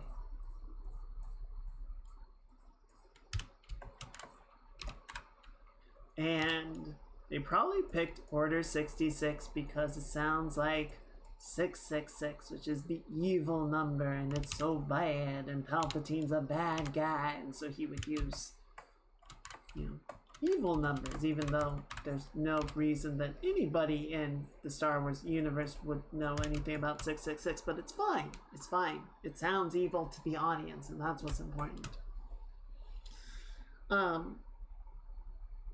So if my tone did not give it away, that's dumb.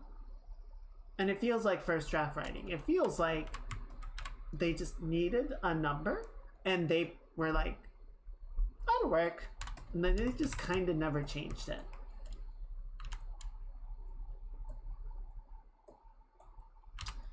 I think it should have been Order 0.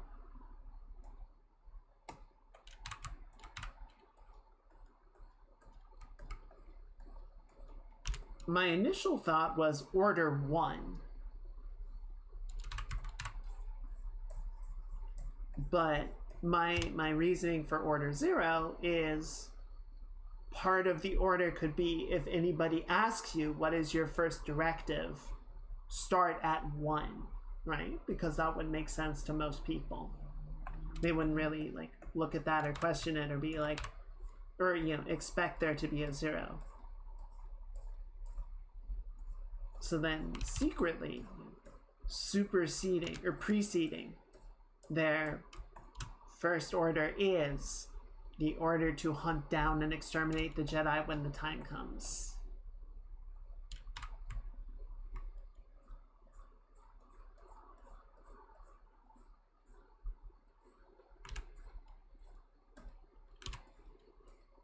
I think it has a ring to it, but I don't feel like the ring... Again, it makes sense and sounds evil to the audience. And I'm blanking on his name, but the actor that played Palpatine certainly spat it out with all the vitriol that we know and love him for. But it's still dumb. It still could have been it could have been a better thing. And I think Order 0 would have had a lot more weight. That's like from the very beginning, the very first thing that the clone army was made to do was murder the Jedi. And everything else was a build up to get them into a position where they could do that.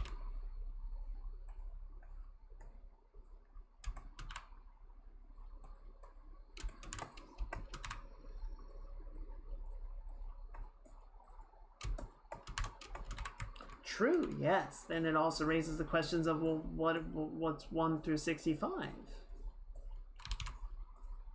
And also, did you get through 65 orders and was like, you know what we could do with this massive clone army that we're secretly producing? We could kill the Jedi!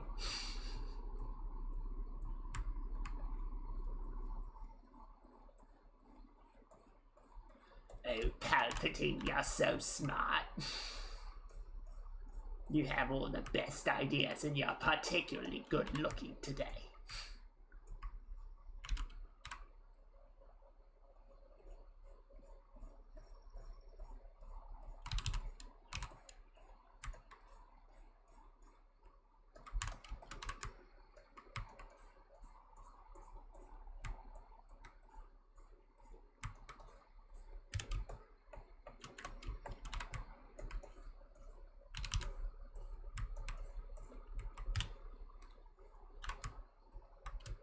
Recently, the guy who played Palpatine was primarily a Shakespearean actor.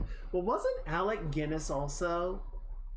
Like, I don't know if he was Shakespearean, but he was a very talented, very, like, prestigious actor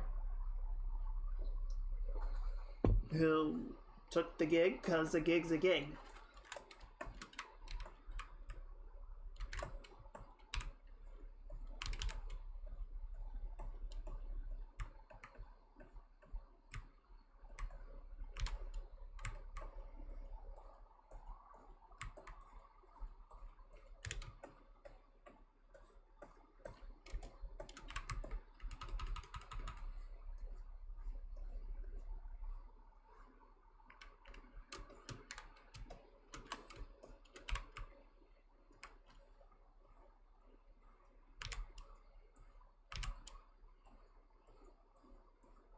Go.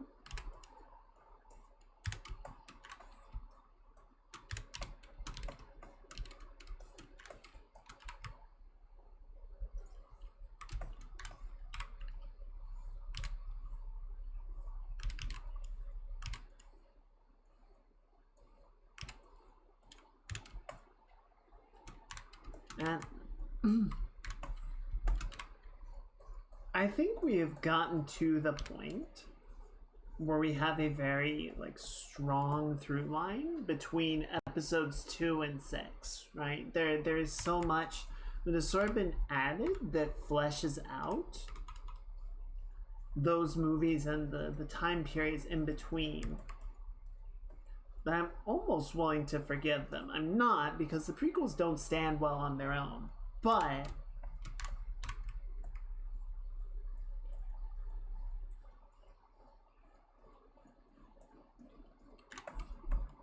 I still think they could, you know, I think they could have been executed better. Just Star Wars reunion. Hey, we had good actors in the sequel trilogy. We had good actors in the prequels. And in both cases, they were not at all utilized to any effective measure, but that's not their fault.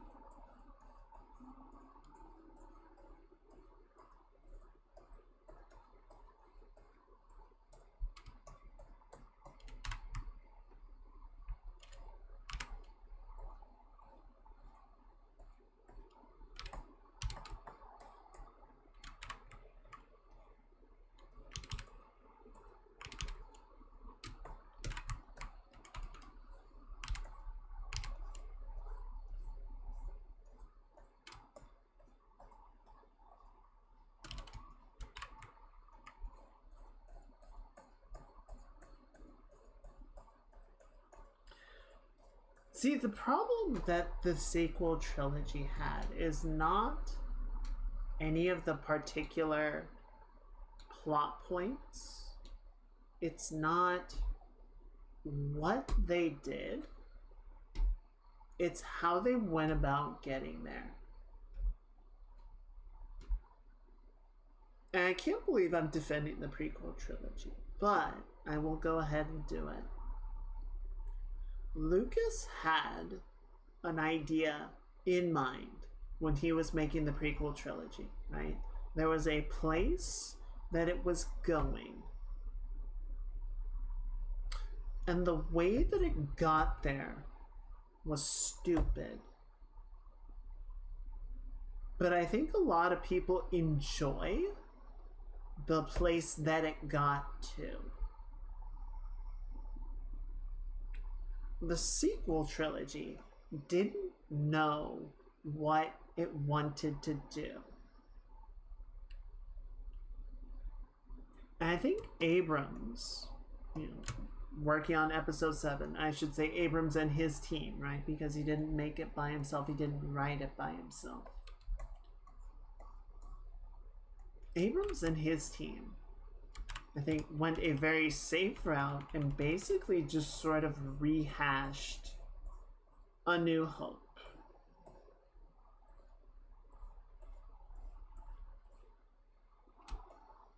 Which was, it was fine. It was fine, right? It didn't really do a lot of its, it didn't do a lot on its own, but it was a fine place to start. I will absolutely disagree. 1 to 3 were not good movies.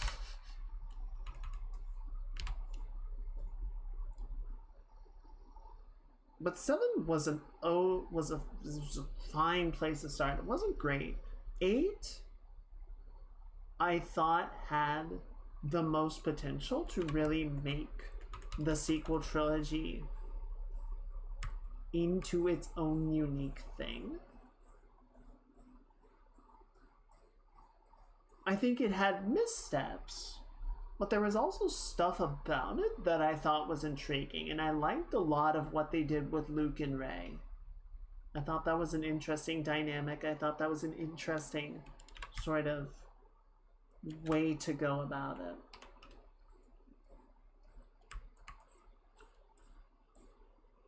But people didn't respond well to episode 8, and then episode 9 spent half of its runtime just trying to walk back what happened in episode 8, and then just sort of ran back to the coattails of the original trilogy and rehashed a popular villain to try and salvage something of it. So the sequel trilogy had no idea what it wanted to do and basically spent most of its runtime going in a circle, throwing flashy visuals at the screen to try and distract from the fact that it had nothing to say.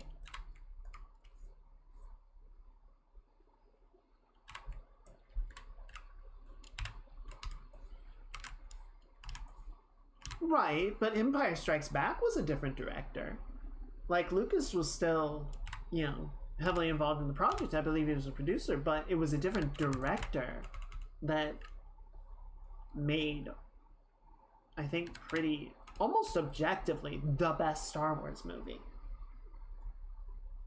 Like, I think Lucas has good ideas, but he is not an actor's director. And I think he needs help bringing those ideas into reality, right? He needs people to bounce the ideas off of and help form them into complete things. And I don't say that as an insult, right? I think that is a fine sort of place in the project to be, to sort of be like, here's what we're aiming for, here's the grand design of it all, and now we need to figure out sort of how that manifests. I don't find it hard to recall the details of 1 to 3 and 7 to 9. They just didn't make much of an impact. I remember a lot of the prequel trilogy just because I think I watched them as much as I did, but yeah, I think I could find things to pick apart about most of the prequel trilogy, and not in like not in a well-intentioned way. And I'm not gonna pretend that the original trilogy was perfect either. I watched Return of the Jedi recently, and I was like, yeah, there's some campy 80s weirdness about this, but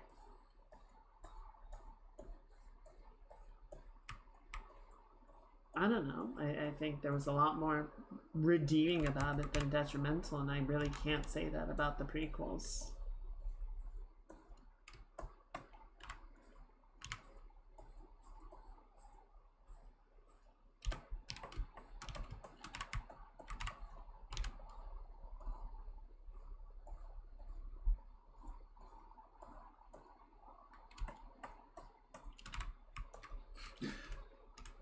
At least they're not the worst movies now.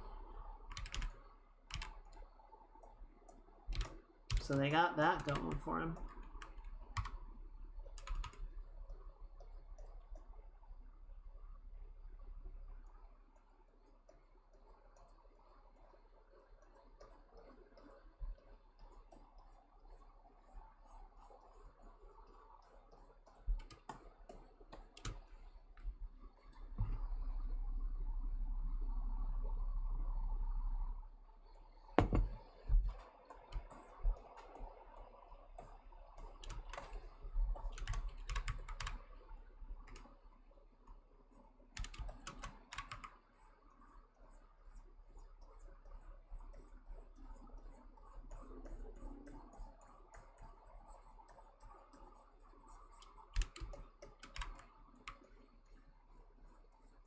Here we go.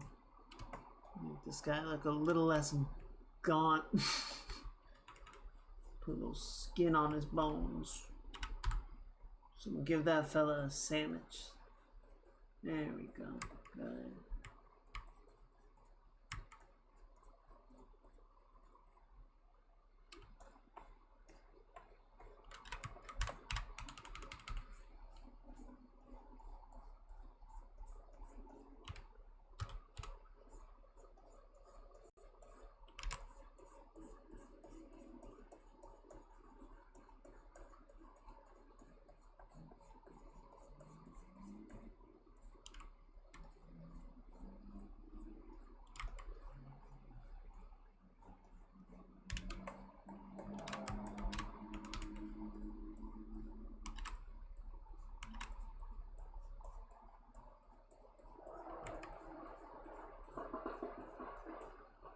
Okay.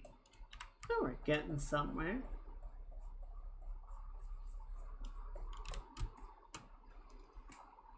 Starting to look better. Starting to look like hair.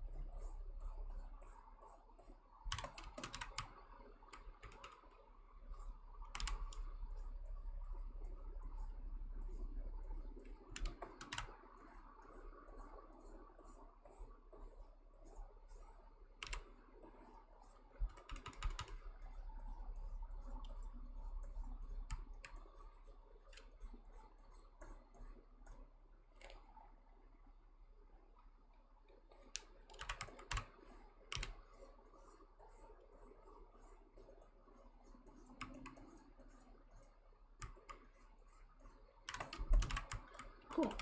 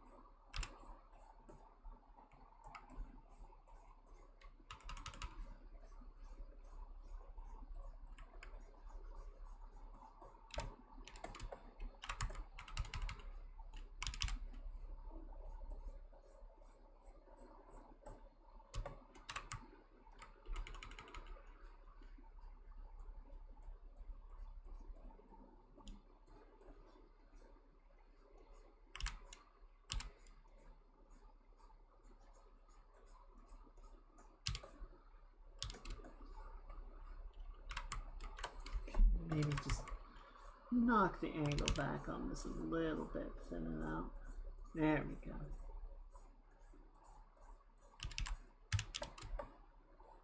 Okay, cool. And then, where are we? Where are we with this? Bring this down a little bit.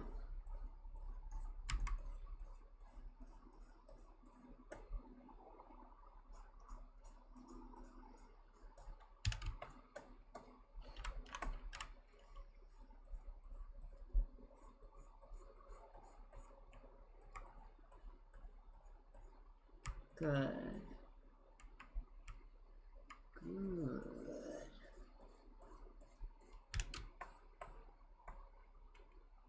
Yeah, that's a bit better.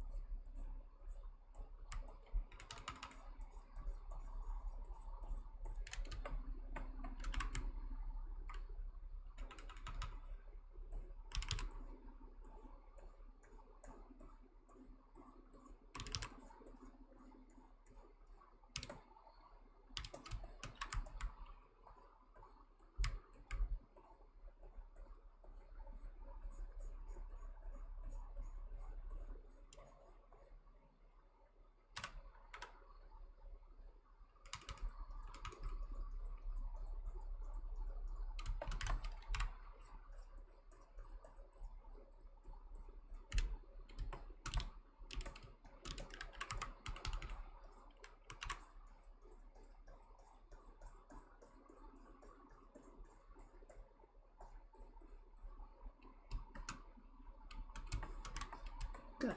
Alright. Let's just clean up this hairline a little bit. I think we can see if anything else needs attention. I know the gun, the rifle, needs a bit more. So we might bounce over there for a bit.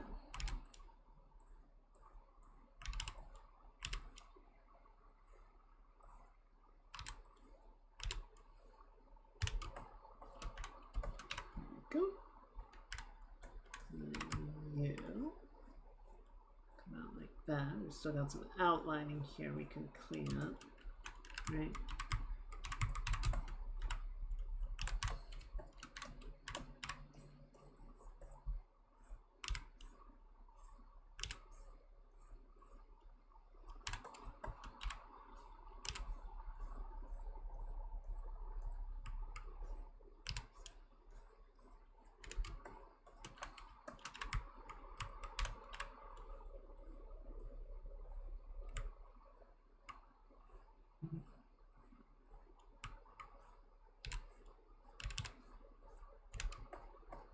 That's a bit better. It's kind of neat.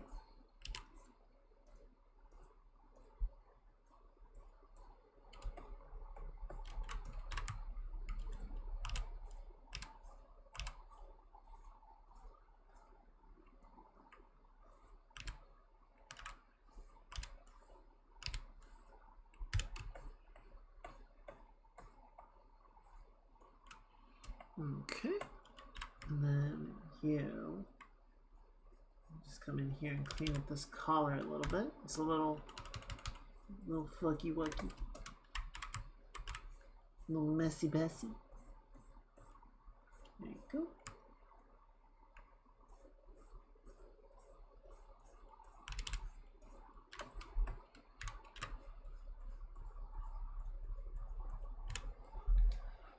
Let's see, was there anything else on that IGN list? Wildgate.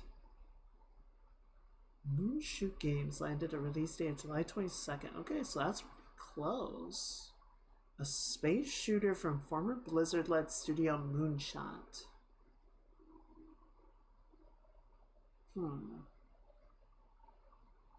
An open beta that started on Monday. Interesting. I might need to go watch the trailer for that. Stranger Than Heaven.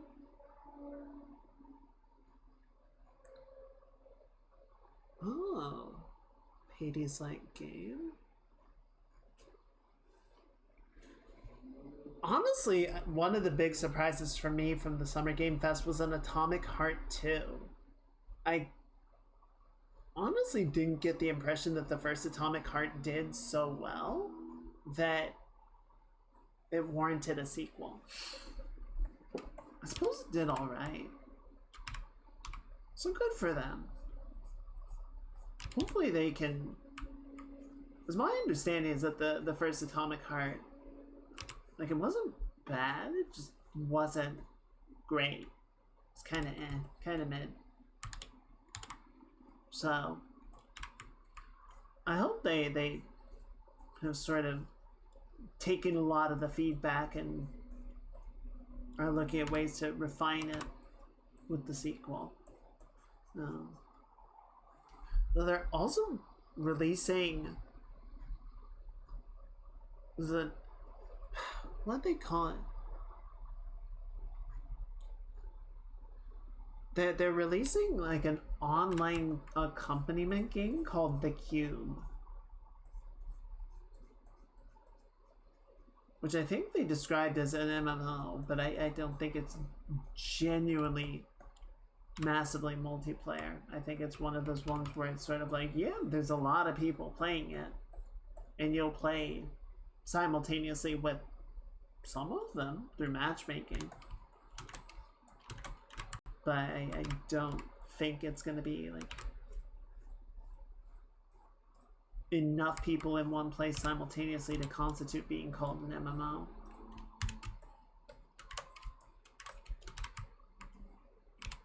So yeah, that was kind of a surprising one.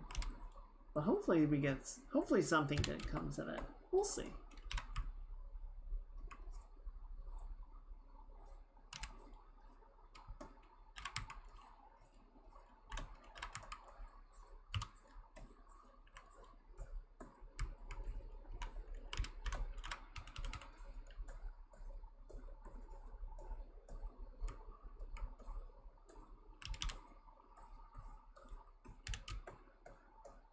Here we go.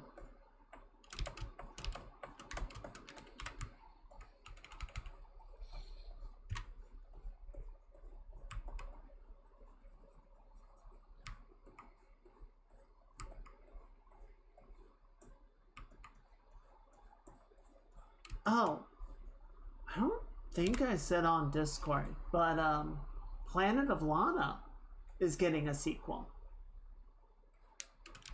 I really love the first one, so that's going to be another one of those things that once it comes out, which I think they said it is not happening until 2026, so, you know, it is not a drop everything type of deal, but once it does come out, we are very, very definitely going to be playing that, because I thought the first one was phenomenal.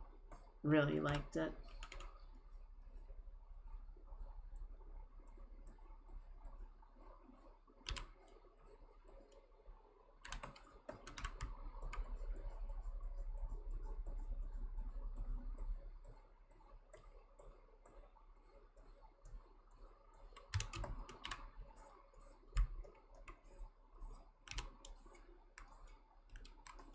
Yes, lots to look forward to. We'll have to see what all we can actually get to, though. I feel like we're knocking games off our to-play list, but they're also getting added on just as quickly. It's like, no. No, the point is to make the list shorter.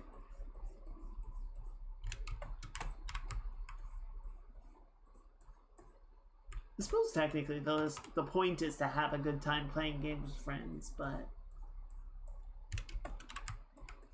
you get what I mean.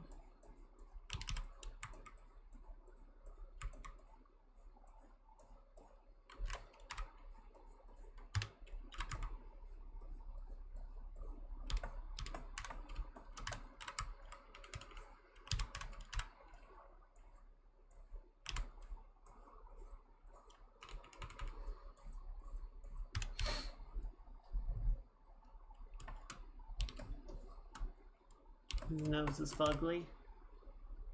We'll have to deal with that in a little bit. We'll come back to it because I feel like there's a few other areas that need more attention. Namely, this big Doom gun. This big dumb gun. That's the official designation for it, by the way, the BDG.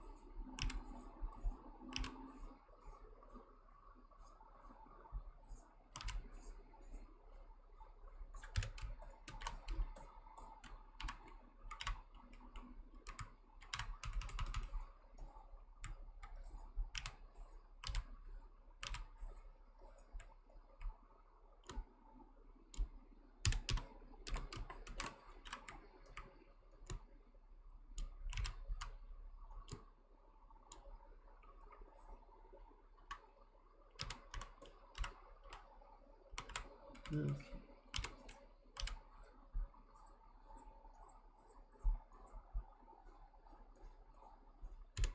There we go.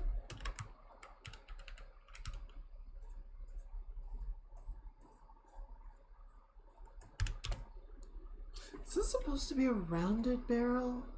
Or is it angular? It's rounded, but it has these grooves. Well, that version is round. Okay. We'll just leave it. I think it's fine. I think it's fine where it is then. I'm just trying to make sure that I'm getting it accurately.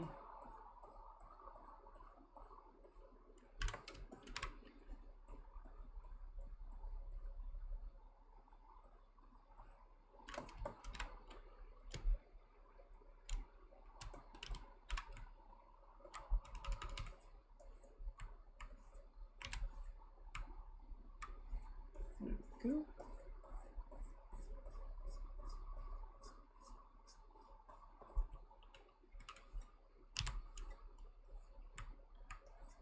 I was going through Discord the other day. So you guys know we have our little roles section for all the assignments and everything, permissions and whatnot. And you guys know there's should be around. Okay, cool. There's that the one role that hopefully none of you clicked on because it is the bot killer. Because the Discord spam bots will sort of go through and they'll just accept every role assignment that is possible so they can get access to as many channels and people as possible. So there's a role on there that is designed that if you accept it, if you select it, you are automatically banned.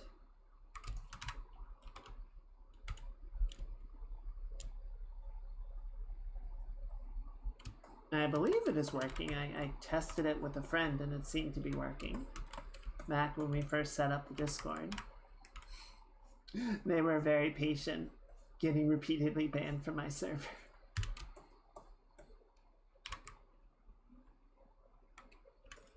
But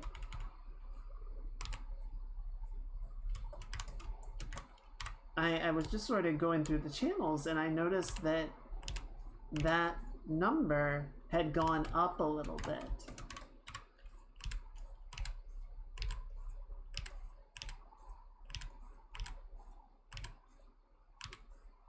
There were like 2 or 3 extra ticks on it. It was funny. But it was also a little haunting of like, oh, they're at the walls. They're clawing at the walls.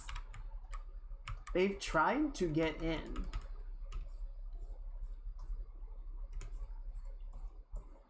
We have the safeguards in place and the safeguards are working, but they are there.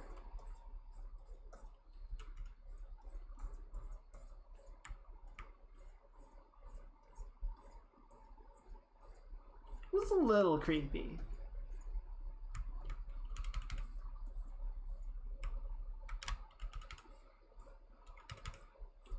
Like, I'm glad for them. I haven't had to, do a lot to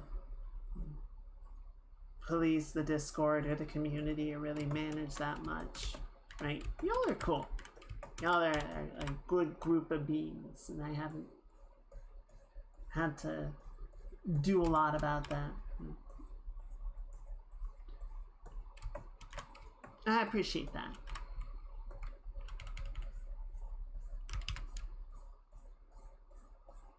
But it was just a little weird that's like, oh, yeah, we did need the safeguards.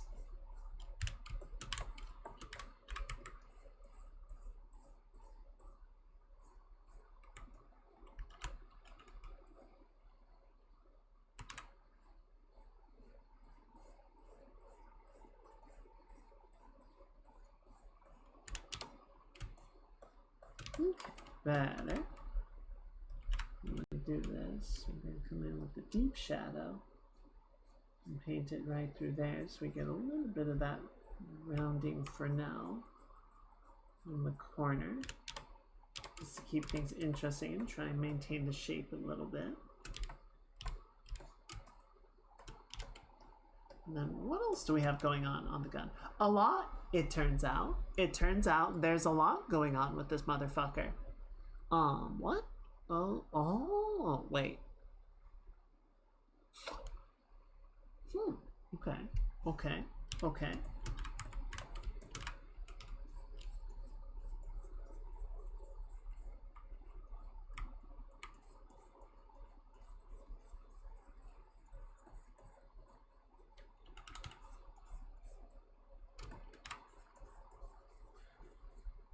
Back in my day,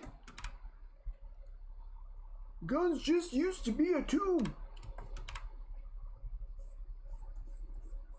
You loaded some spicy rocks into the tube, and then you just pointed it.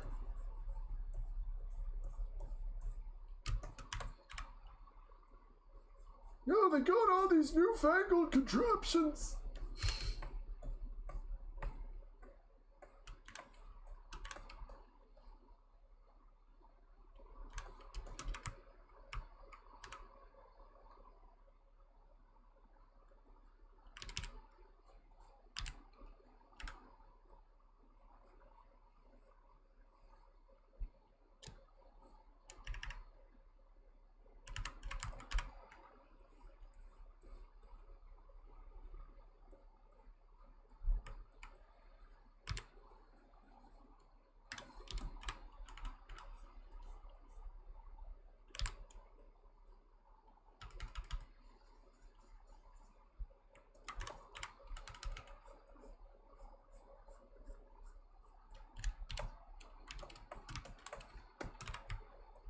The heck is that? Oh, I see. Interesting.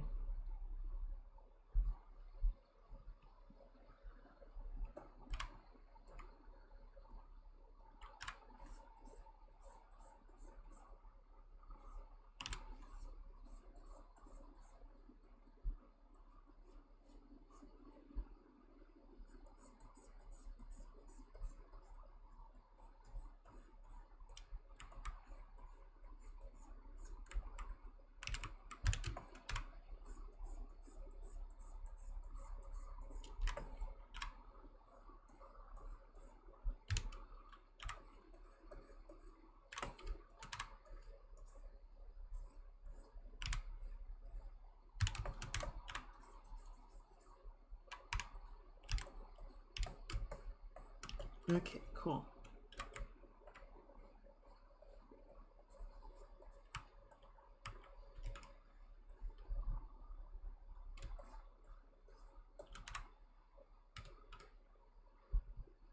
So,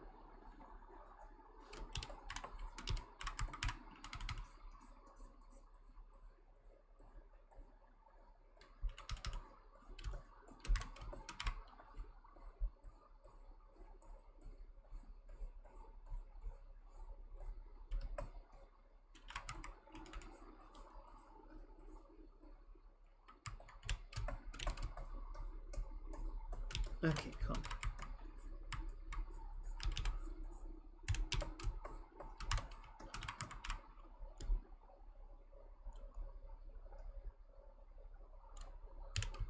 And then, yeah, let's just clean this up a little bit. We can come in here, we can grab a little bit of this just to put a bit of a highlight along the ejection chamber like that.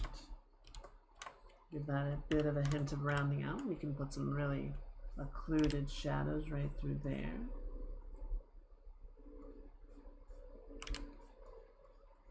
I think the one thing that I want to be careful about using pure black on that is just, do we really want to spend our darkest darks on such a minor detail, you know? It doesn't really need or deserve them.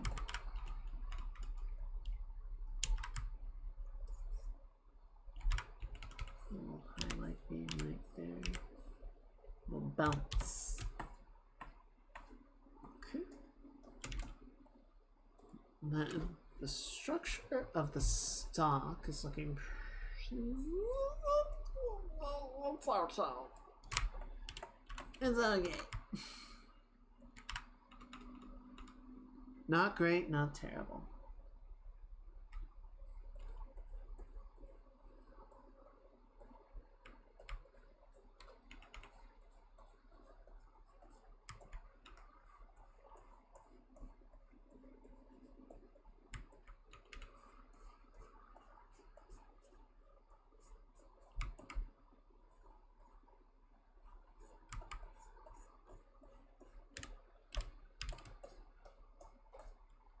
There you go.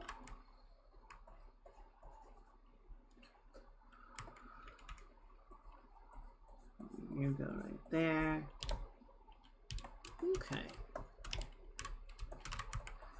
Yeah, and some stuff, like, I never want to, you know, shortchange anything, but there is always sort of the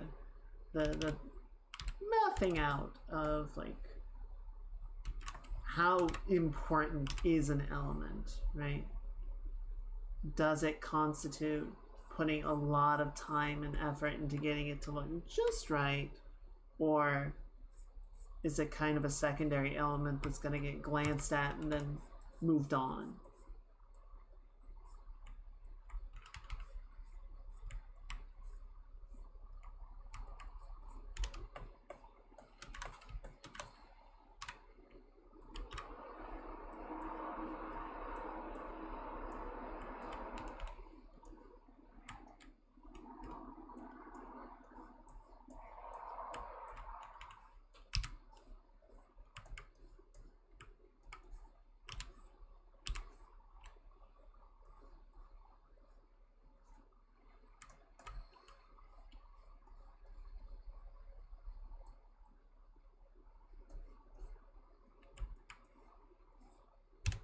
There you go.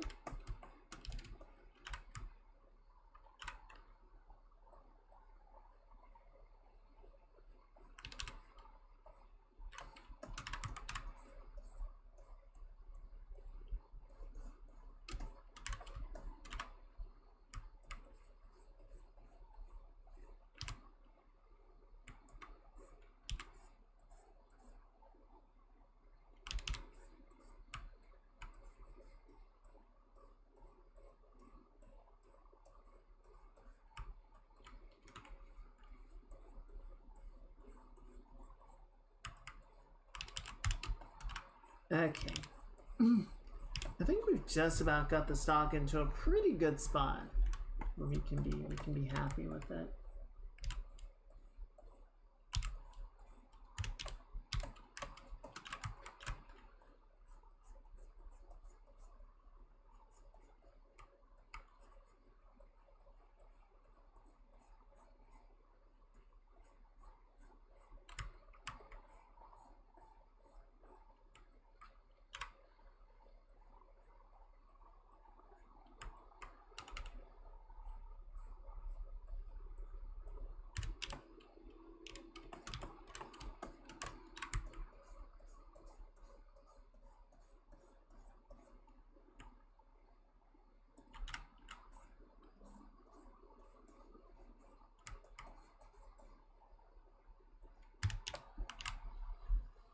Okay, yeah, that's looking better. Still some stuff that I want to clean up about it, but it's definitely going in the right direction.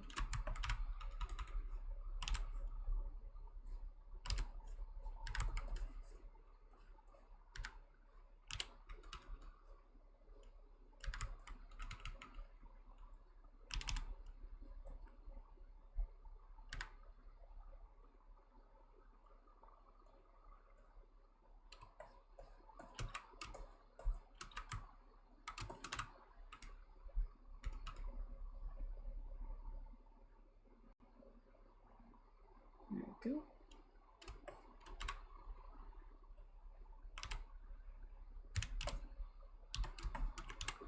Okay, cool.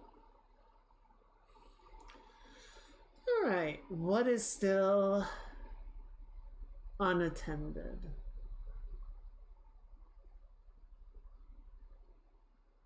Hands are still a little fucky. So definitely work on that some more. Yeah, I think that might be it. Excuse me. Hang on 1 second.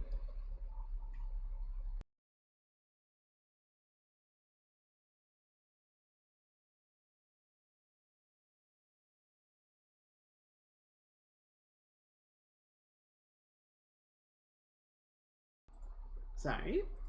There we go. This should be better. Light.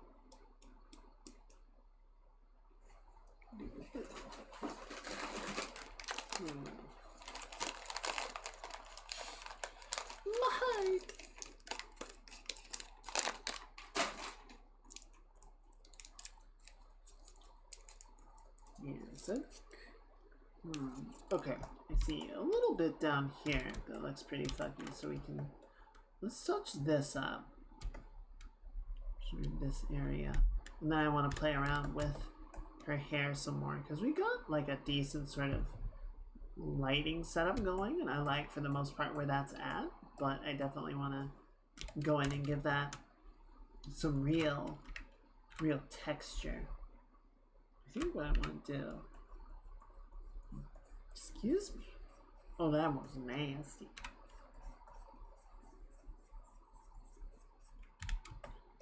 Let's go in here and just sort of clean that out a little bit so we're not sort of fighting it.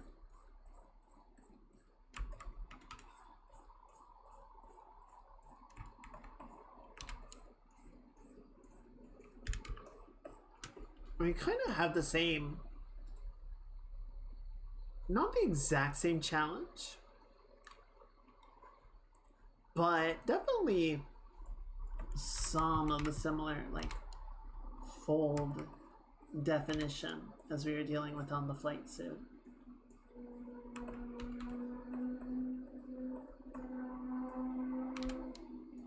Just sort of from a different perspective.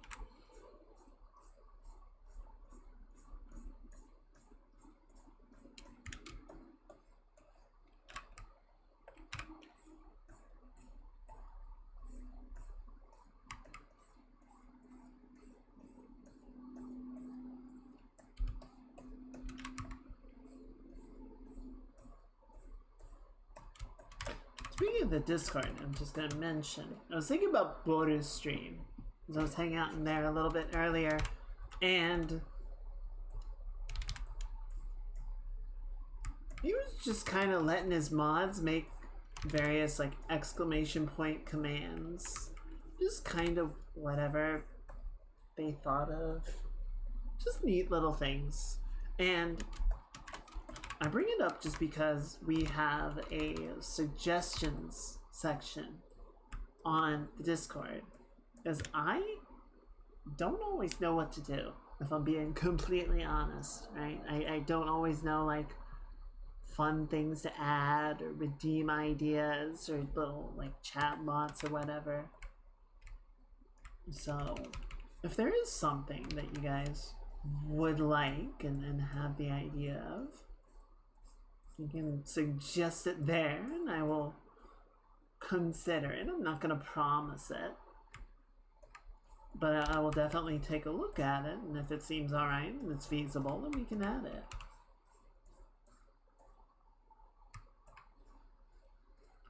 Because I definitely want to make sure that you guys are entertained, that you got the things that make you happy, the things that spark joy.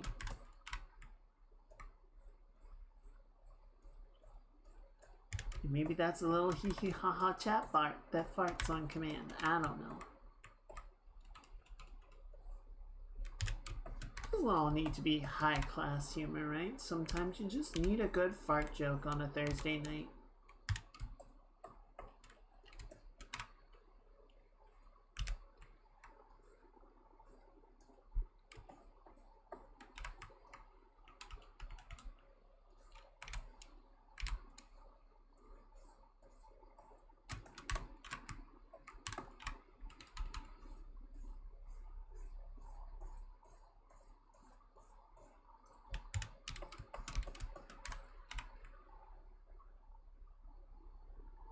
Said you'd promise you to.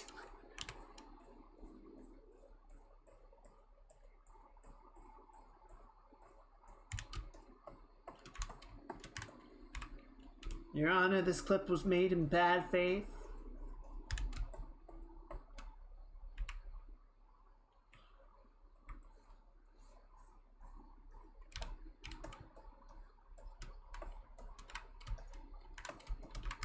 I mean, no such promises.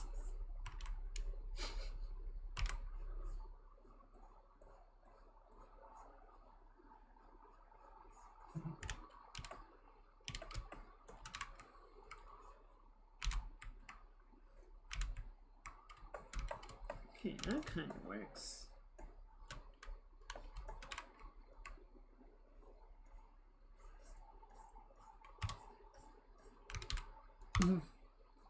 This is good. Yes, your bed is a better place to sleep than your chair. It is known. I suppose you might have one of those really nice sofa chairs, in which case, 50-50, but still.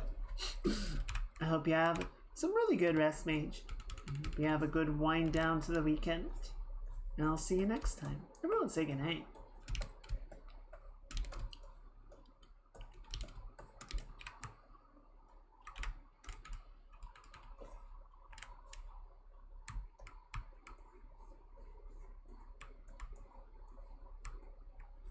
I should maybe get a new chair. The one I have isn't bad, but it could be better.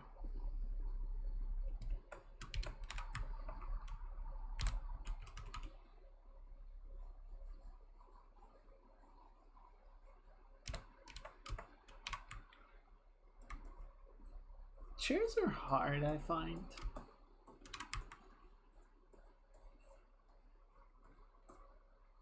You want something with good support. You also want it to be comfortable. Secret Labs Lathros.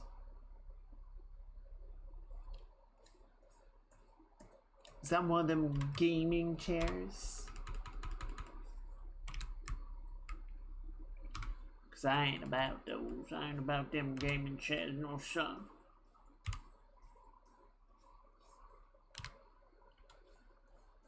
I don't fuck with them gaming chairs.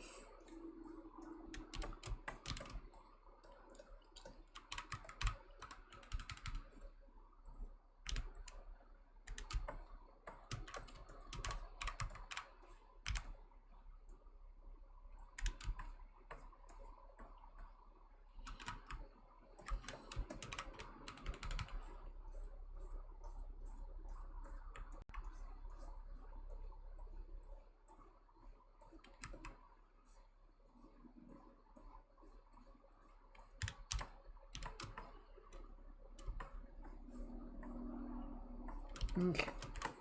Kind of wandered off, didn't I? I was gonna work on this arm and I got focused on the sleeves and the wrinkling.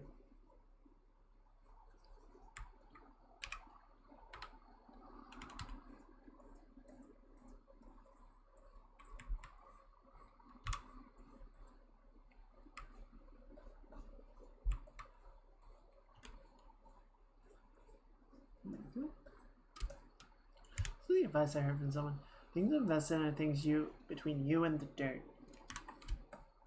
That's a good way to put it. I've also heard the things that you spend the most time with.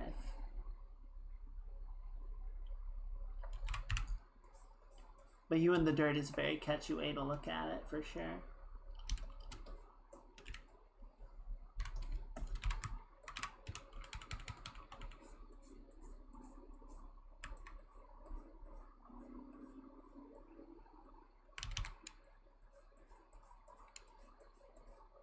Oh, now that reminds me. I'm not entirely sure how, but it does remind me. I got an email notification.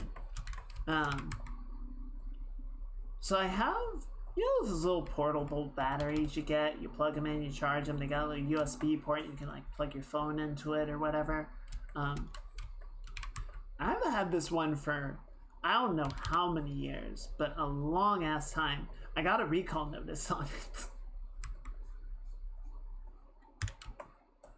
Apparently, a number of them. There have been like 19 reports of them exploding.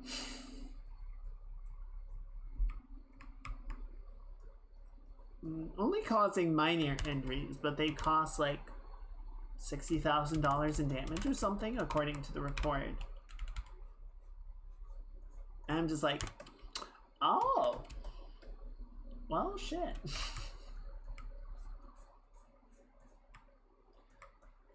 My guess, because I've had this for a very long time. I have taken it on all manner of trips. I've used it to charge many different devices, and it's never had so much as a single blip of a problem, right? And double checking, good. Do I have? No, I don't have it up. But I think they stopped even selling it a few years ago. Like, I think they sold it between like 2016 and 22 or something like that.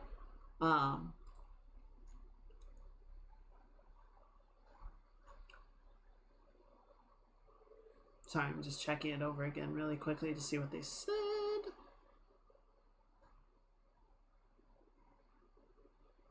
Yeah, from June 2016 to December 2022. So they stopped selling it like 3 years ago. And my guess, if I were to put forward a hypothesis, is, it's a well-made device, but it's possible the lithium-ion battery doesn't age very well.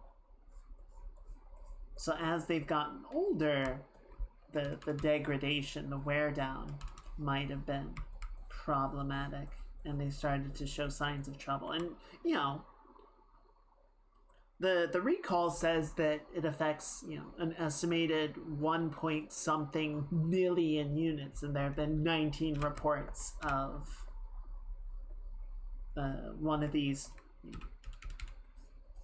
failing and exploding or catching fire. Which is, it's a lot. It's not, I wouldn't want to be case 20 or anything, but statistically, it's not a ton of them. I am gonna get rid of it because, again, I don't want to be case 20.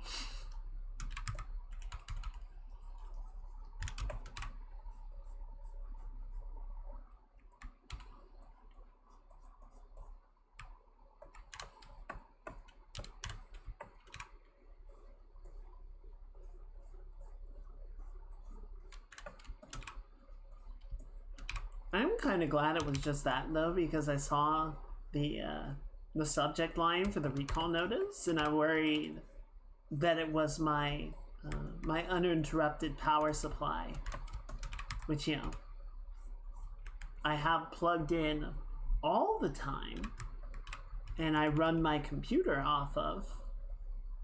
And I was going to be very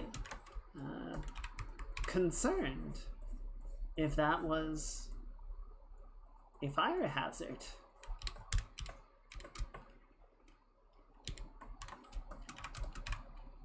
I didn't do it this time, but potentially on the next trip, if it's a longer trip, I want to try running Moonlight on the Traveler, right? So I can at least potentially, theoretically,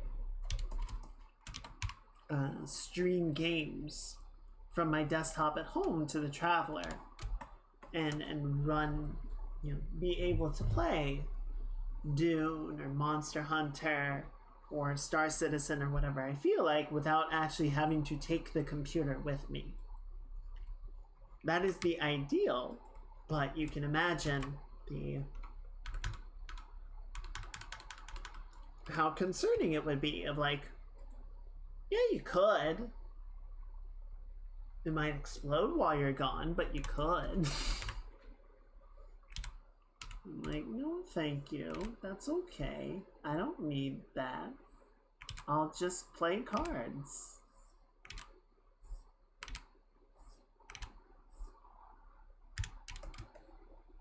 Does this go all the way to the end? Yeah, it does. Thick! Thick!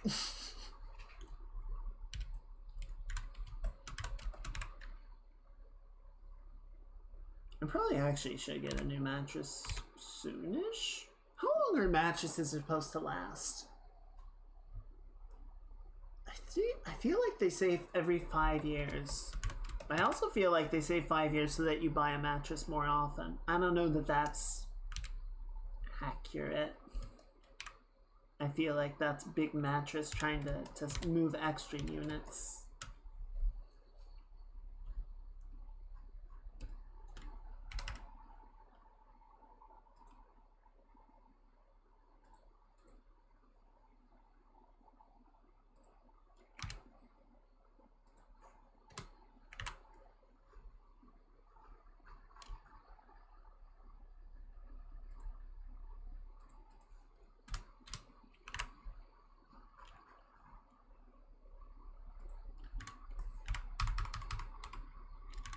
Do a little bit of cleanup right here.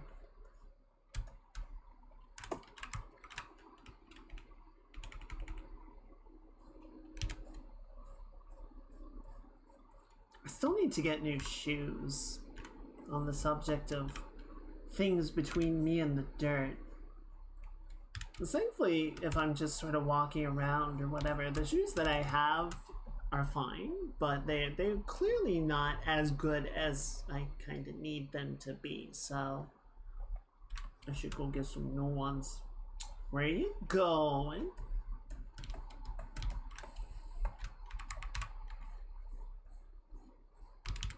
It's trying to run away from me.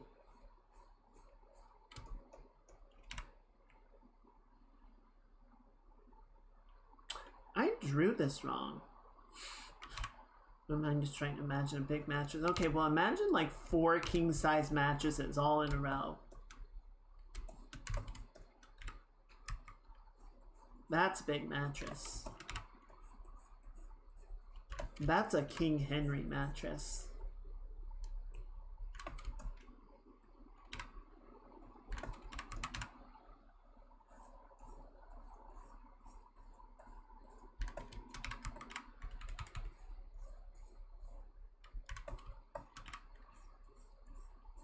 That was a really dumb joke, I'm sorry.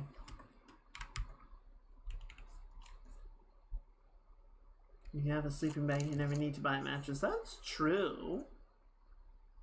Feel like you could get a mattress though if you really felt like it.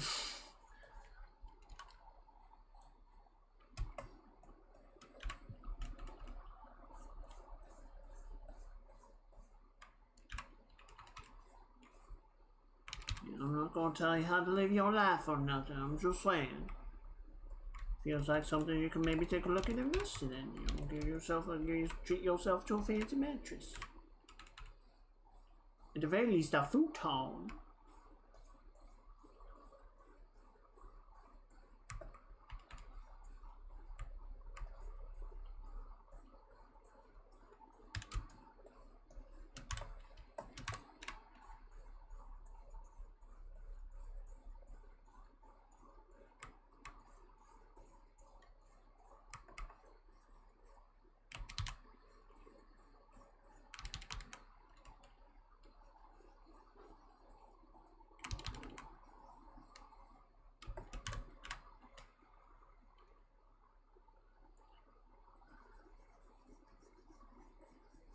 That's not making implicitly is true. True. Although if you get a big one and you crawl inside of it and you do like a big roar and call yourself Shai Hulud, you know? You never know. You might just find the one.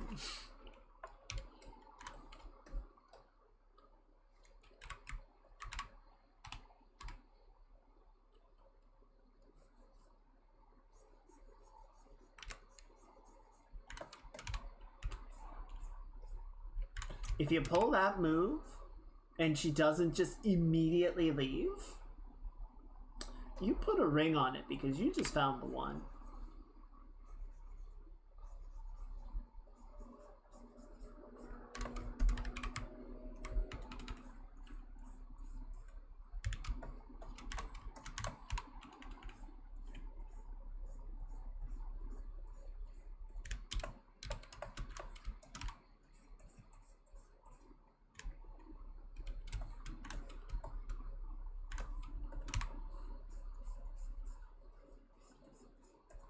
Yeah, it is a serious gambit because it's either a complete deal breaker instantly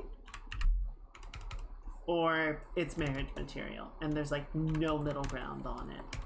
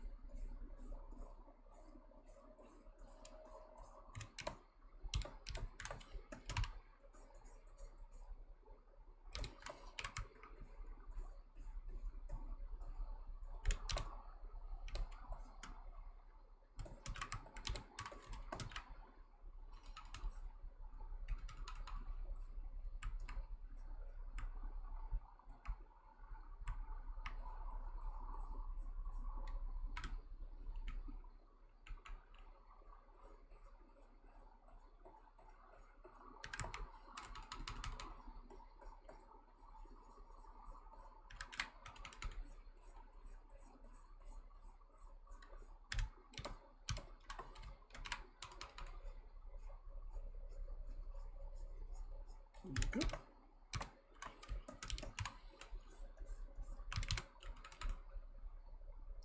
Invading a country called Shitty. Well, I hope you're taking an ample supply of toilet paper.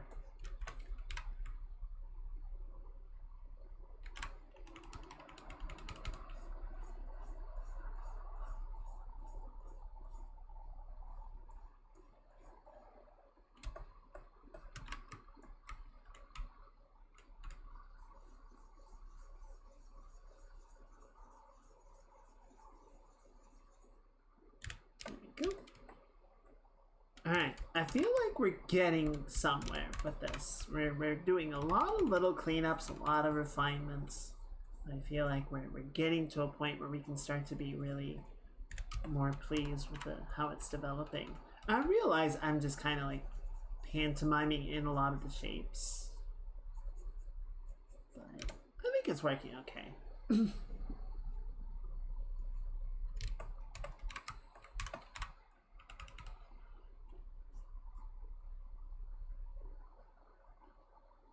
I'm sure there would be some gun enthusiasts like, oh god, you're killing it, stop.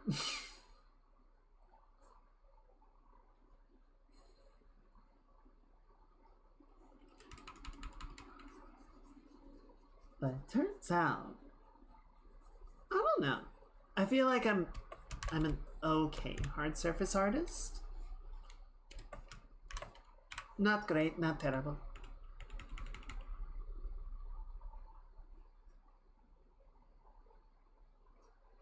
I don't even know what accent that's supposed to be. I just like doing it. It feels good on the tongue.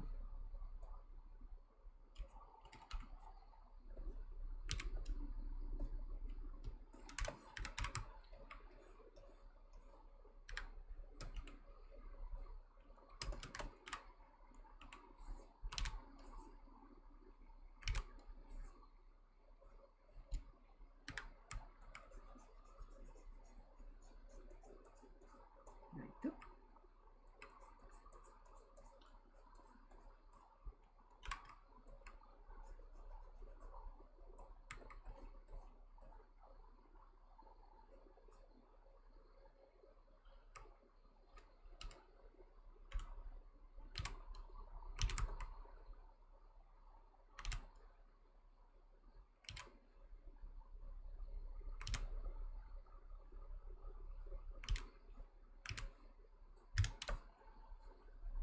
Okay. Good. Good, good, good, good. Alright. Play with the gun more later. For right now, it's hair time, baby. Alright. What are we doing with this? I think we're basically going to do a lot of sort of the same treatment that we did with him. Longer form, right? Some more sort of like rolling shapes, a little bit more like weaving in and out. And sort of the same way that we broke this shape up over here, I want to do the same pass over here. Right, so maybe like right here, take this, break it open. So it doesn't just feel like one big mass of hair, right? Feels more stranded.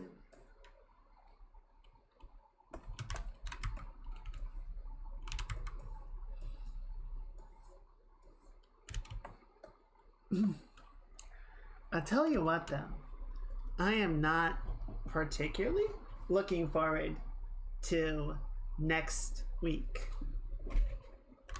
because 2 weeks ago we had a public holiday and it was a 4-day work week, and then last week was a 3-day work week, and this week is a 2-day work week, and next week is going back to a 5-day work week for the first time in almost a month. And I'm just gonna be like, is it over yet? Are we done? We have how many more days? Onion.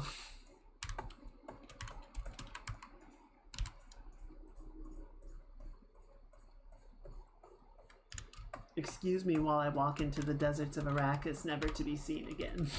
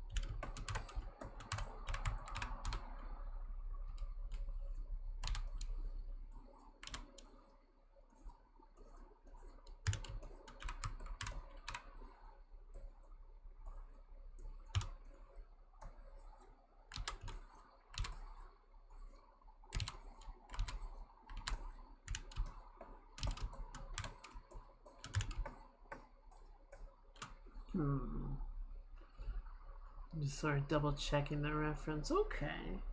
Okay. Yeah, if we do the same thing over here, I think that'll help sort of resolve some of the volume questions that we have, right? Like, why is this so thick?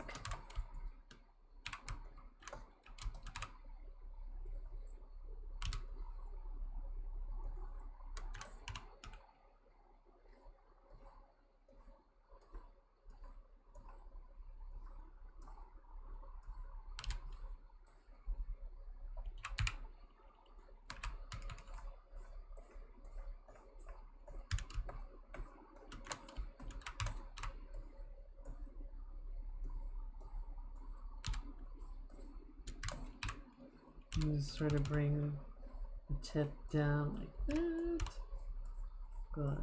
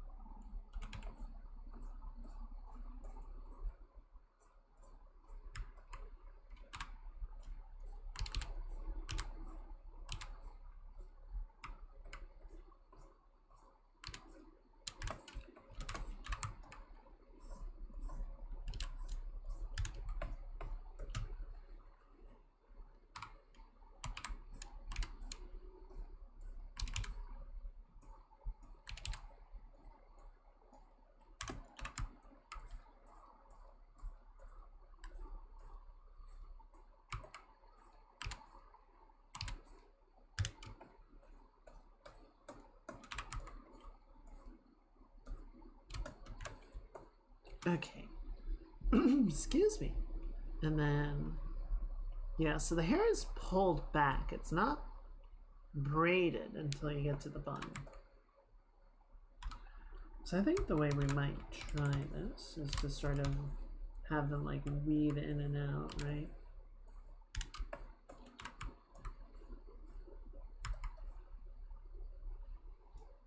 Thank you, autosave. Important reminder. And that goes for you as well, chat. If you are working on something, playing something, be sure to save it. Save your progress.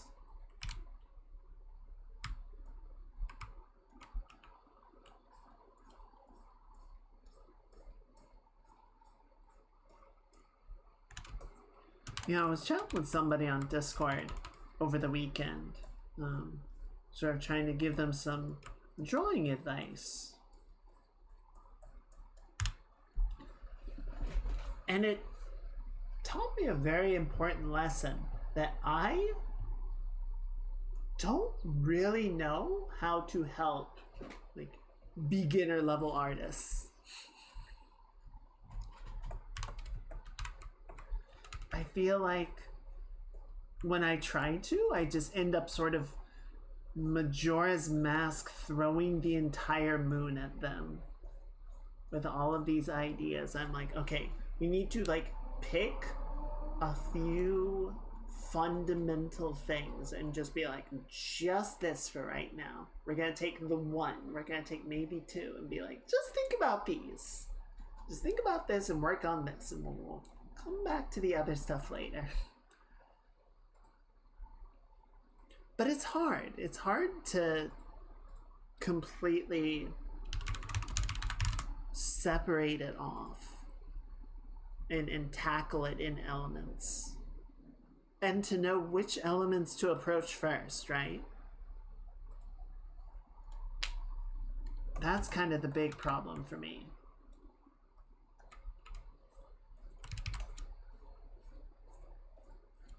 Because I know what I'm working on. I know things that I focus on and things that I need to improve on, etc., etc. So, but you know, for someone of a different skill level, different experience, it's like they might not see things the same way. They might not sort of understand form and composition and color and lighting the same way. Or, you know, again, especially sort of for someone with less experience, they might just sort of not have the same sort of like foundational understanding that would make a particular idea or lesson make sense. I know I've talked before that a lot of where I have gotten to in my own illustrations, a big help of that came from doing oil painting. I would say that was probably as helpful or more helpful in terms of like understanding lighting and color than any of my digital art classes.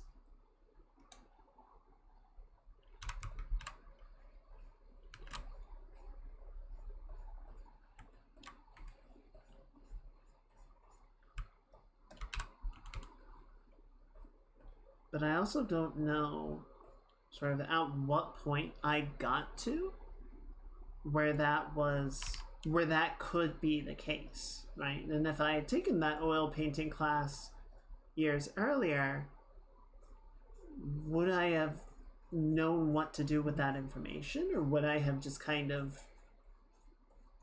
you know, done the class and compartmentalized it and not really touched it again? I don't know. I don't rightly know.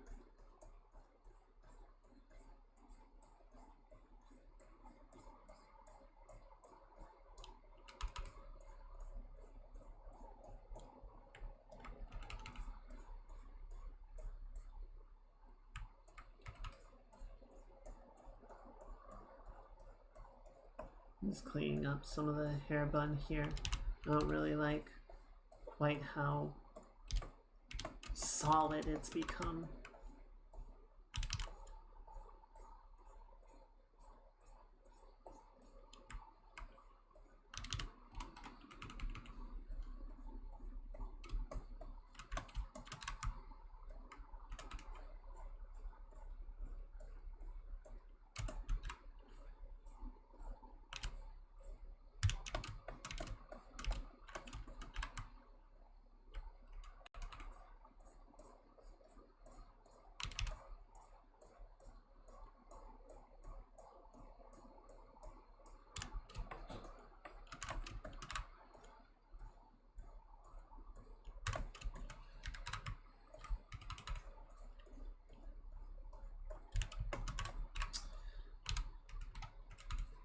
I don't consider myself a particularly good teacher. I think I do a fine work as a TA. Like, if you have specific questions for me, I think I can answer fairly well. But if I'm trying to like figure out how to sort of lead a person through an idea and help them to understand it and internalize it, that's a lot harder. That is a lot more to try and do, and I don't think I'm very good at it. I think it is important to recognize and appreciate the people that are good at it, because it is not an inherent skill.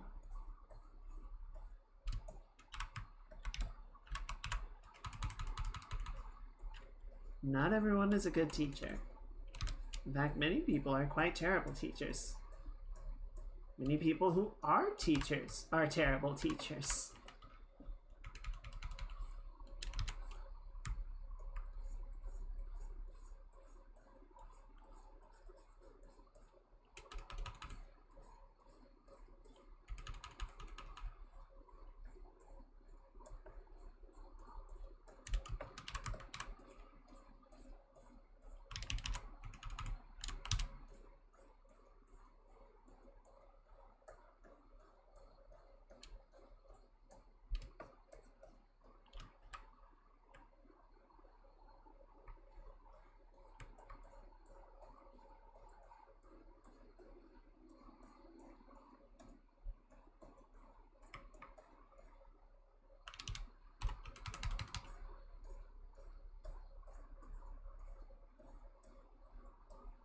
Good.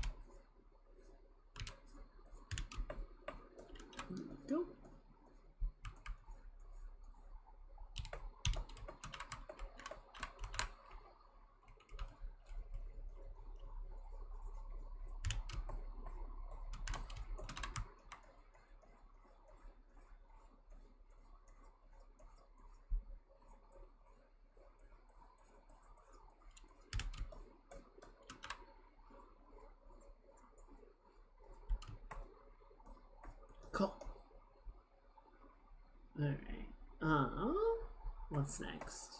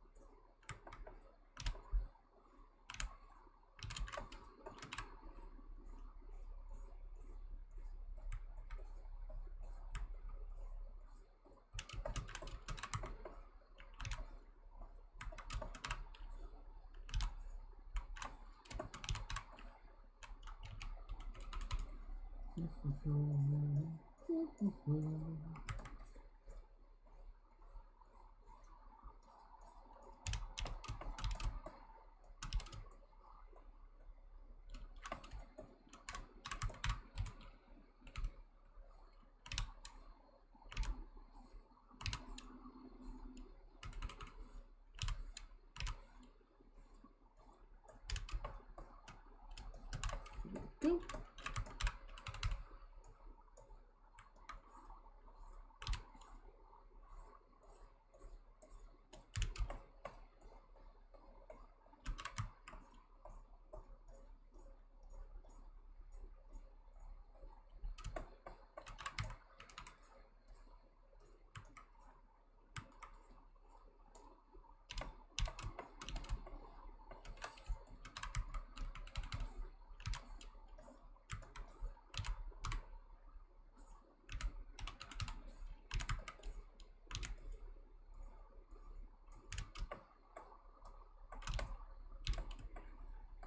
Alright, we're getting somewhere.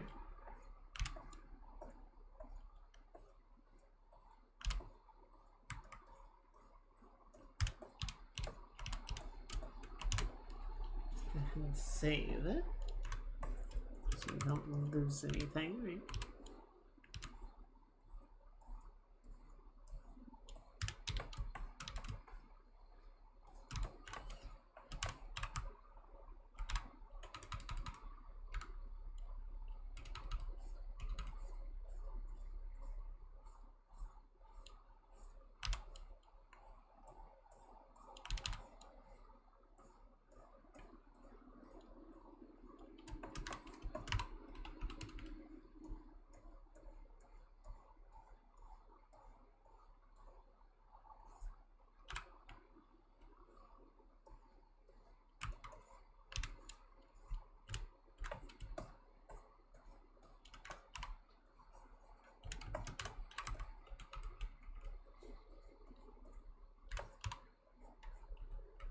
Good.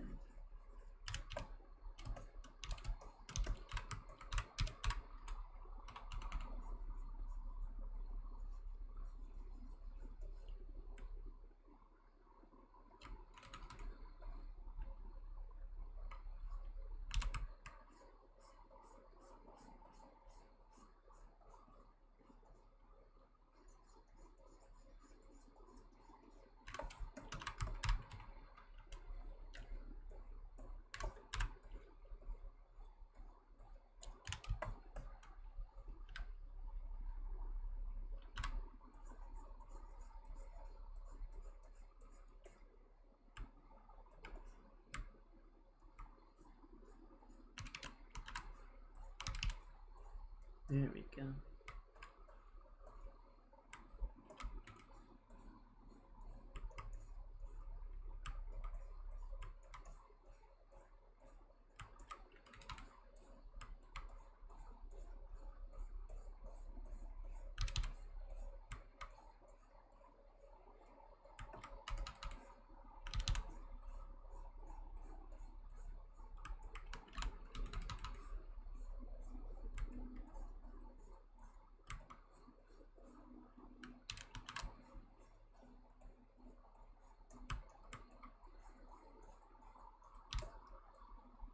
Okay, then we can put a little little bit of an under eyelash here. Nothing too crazy, right? Just a little bit. Very, very cool, very professional.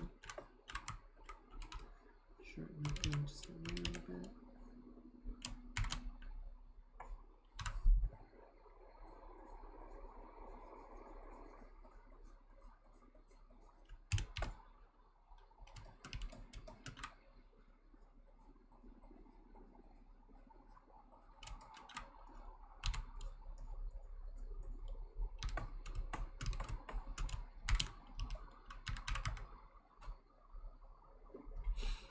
Let me grab that reference really quickly. Oh, did I not grab that? Oh, okay, I know what's up.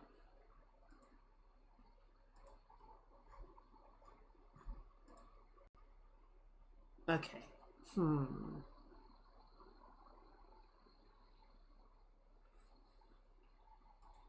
let's try this and see what we can do with it.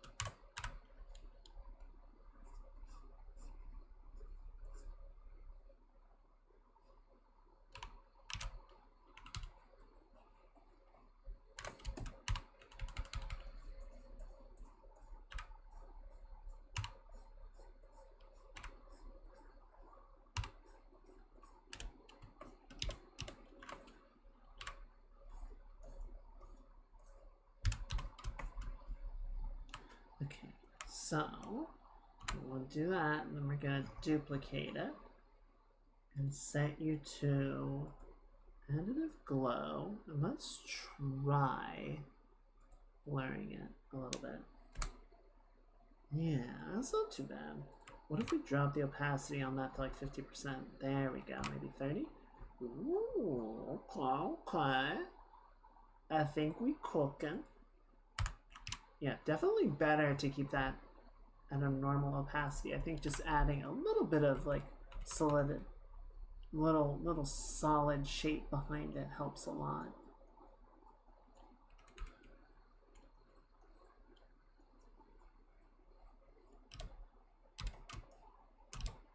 That's fun. That's pretty fun. We'll add a little bit to his eyes just to sort of bounce it around, share the idea, right? But mostly coming out of hers.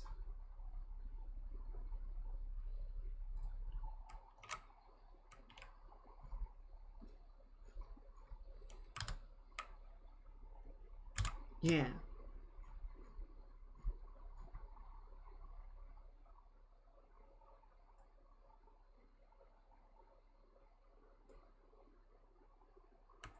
Let's just try extending it out a little bit, shall we? Just so it breaks the hair a little bit more.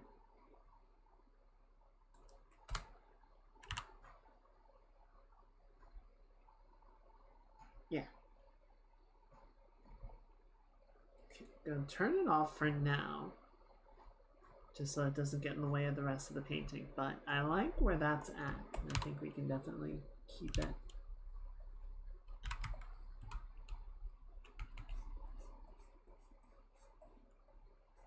Just wanted to make sure to sort of include it before we forget.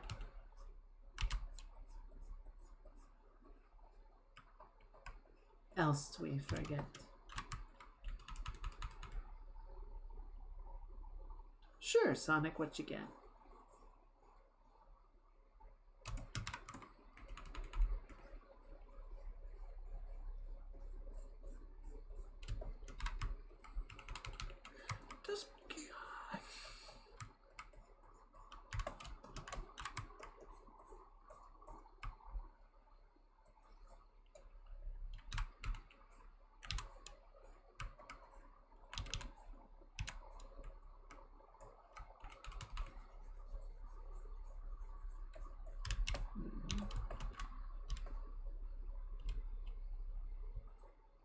Yeah. Alright. I think that works okay. This is fucky. What's going on up here? What's going on with all this forehead bullshit? What's wrong with your face? Come on, let's clean your face up.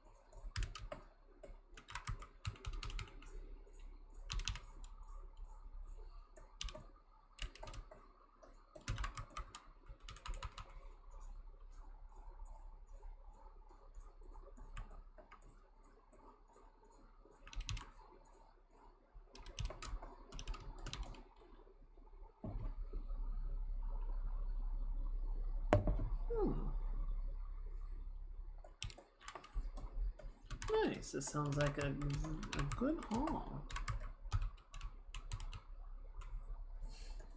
There's some Woodstock cassettes still floating around.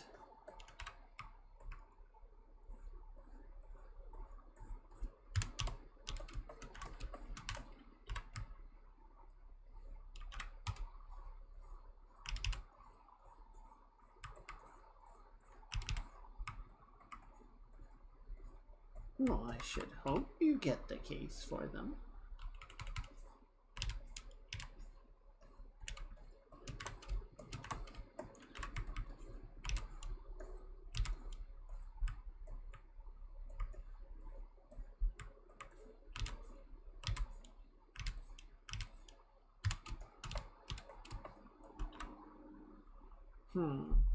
Okay, there's one little bit in here that I kind of want to possibly revise.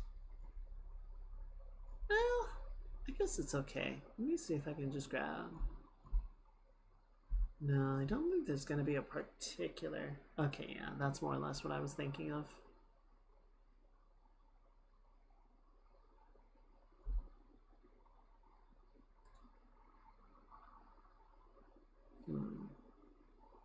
Okay, yeah.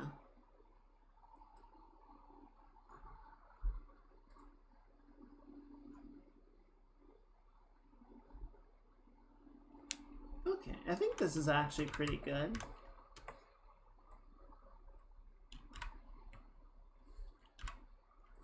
I think what we're gonna do is sort of build this shape out a little bit, right?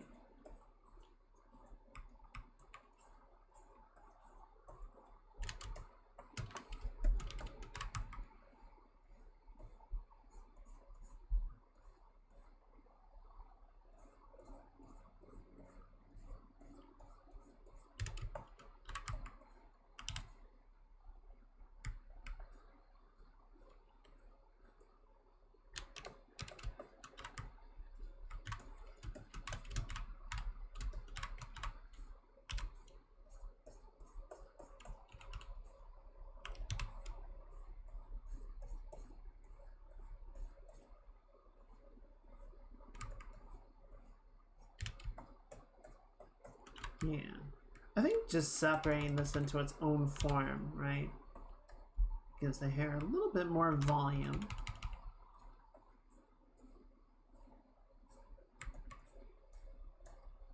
A little bit more layering, a little bit more interest.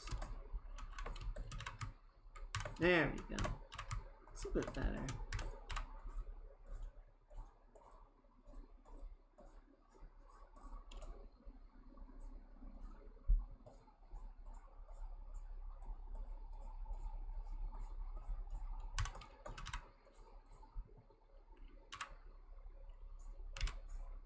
can just kind of build that down like that. And sort of round some of these shapes out that are getting them a touch lumpy and formless. Just like me.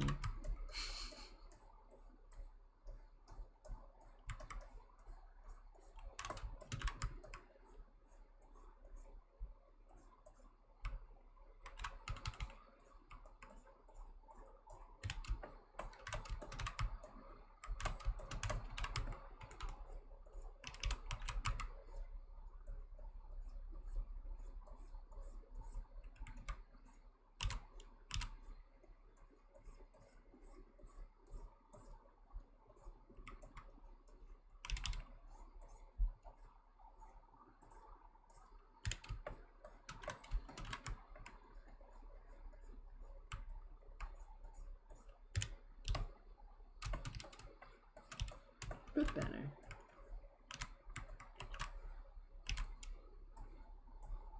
Smooth that out a touch. There we go. Yeah, I like where that's going. I like how that's feeling.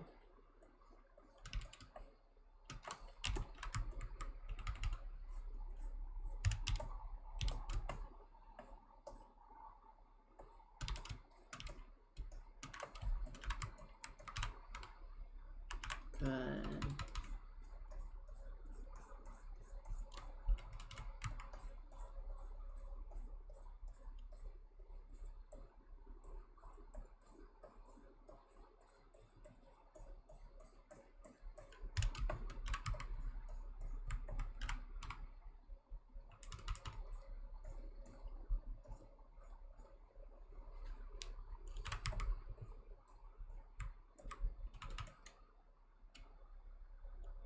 Okay. Oh, while I was at my parents' house, we finished watching Skeleton Crew. Because we had a couple episodes left to go.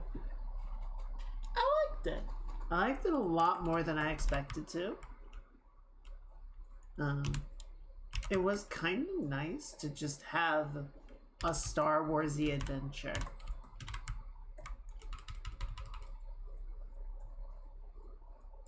Like it was I wouldn't quite call it lighthearted. It definitely had moments where it got pretty dark. But it was nice to just sort of have a fun, lower stakes adventure that didn't, you know, tie into the fate of the galaxy or anything. It was just neat. Yeah. It's a little unfair just because it's gonna get, you know, if anyone even bothers to compare it, it's gonna get compared to things like Andor. It's like, yeah, it's not gonna be as good. Of course it's not gonna be as good. But it's also not trying to be that. So it's fine.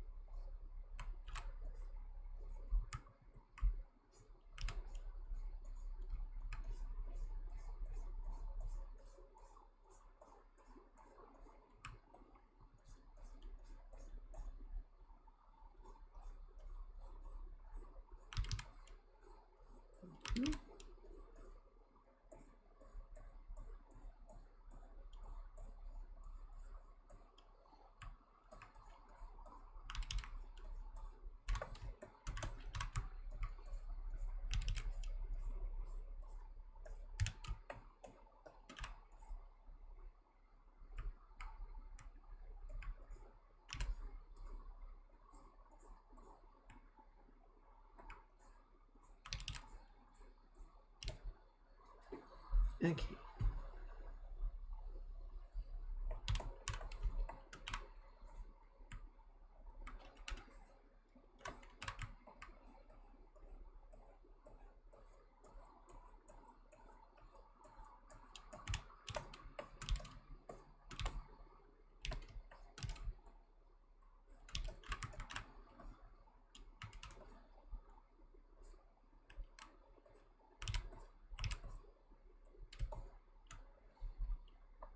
What is that? What are you doing here?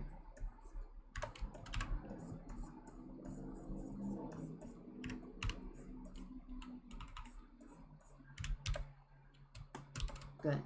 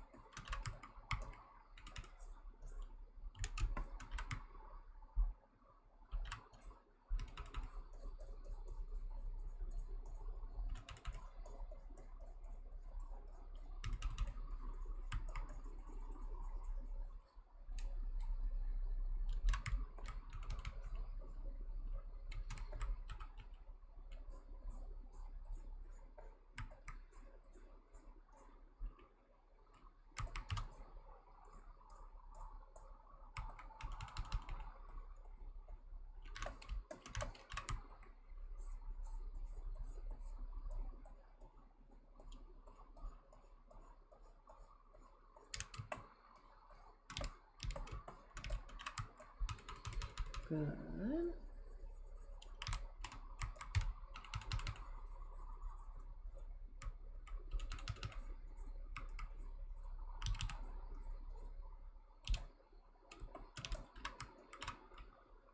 Sort of soften this shadow up. Don't want it to be too shelfy.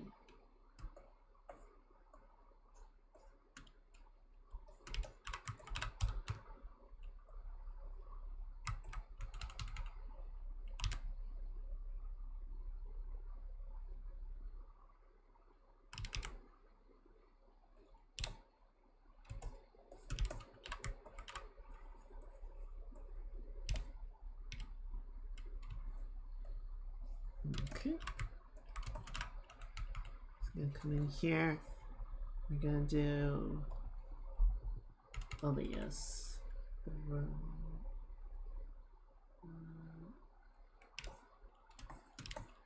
think it was a little too harsh, but you can take this and knock it down a hair.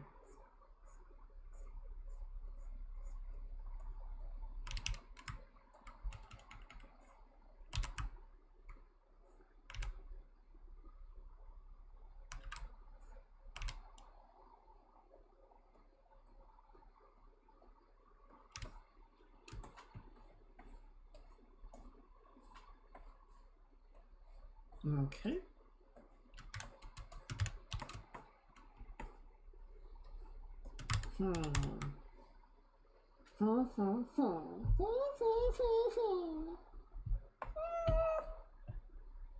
Not yet. Getting there. At the very least, I think we are past the point of principal cleanup, right? Everything is sort of sitting in a decent state. And if it were absolutely necessary and we had to ship it right now, I don't know, we could maybe put the finishing touches on it and call it a day, but I'm not happy with it.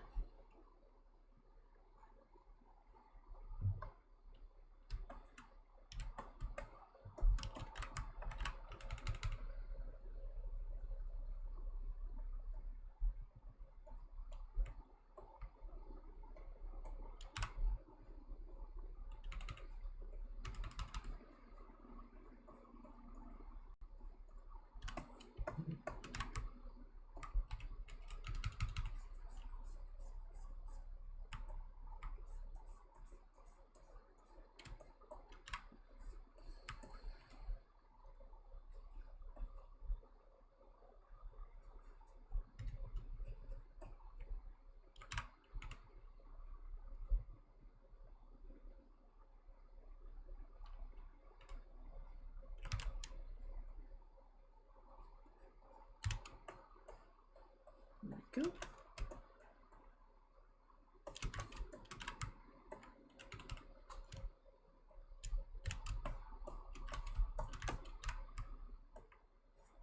Are all of these? No, they're not all railed. I'm just gonna leave the rail off in this case.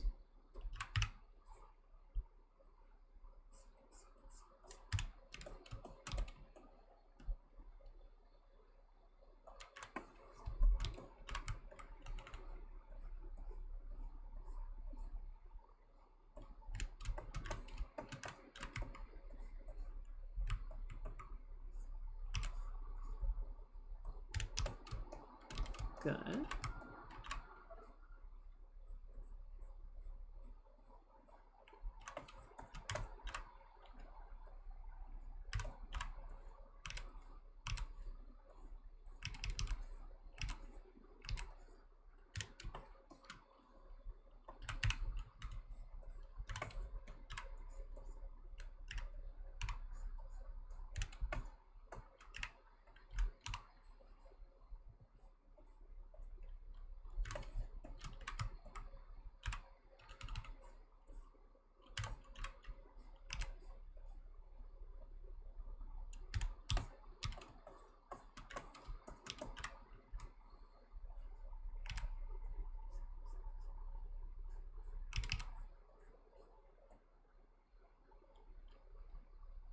I'm not sure what I was doing with the shape, actually. I know it's the iron sight, but I don't know what the oh, okay, so one of the models of the pistol does have sort of a two-part sight setup, whereas the other one is a much smaller part in the rear. So I guess I kind of went somewhere in the middle of the two. Alright, well, that's fine. That's fine, right? We can all just close our eyes and pretend.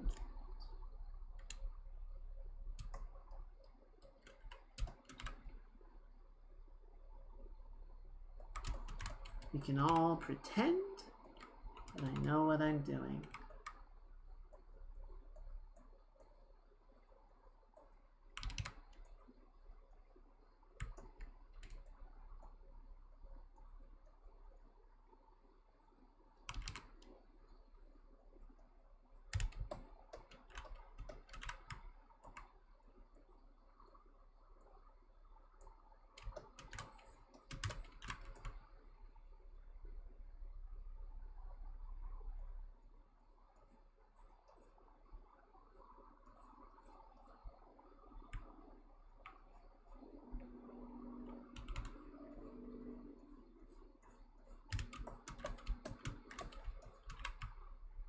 Pretending true.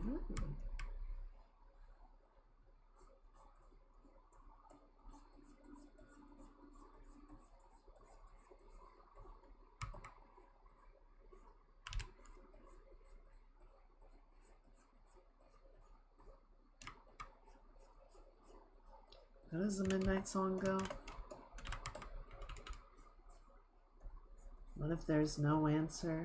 We're all just hearts that have to fight.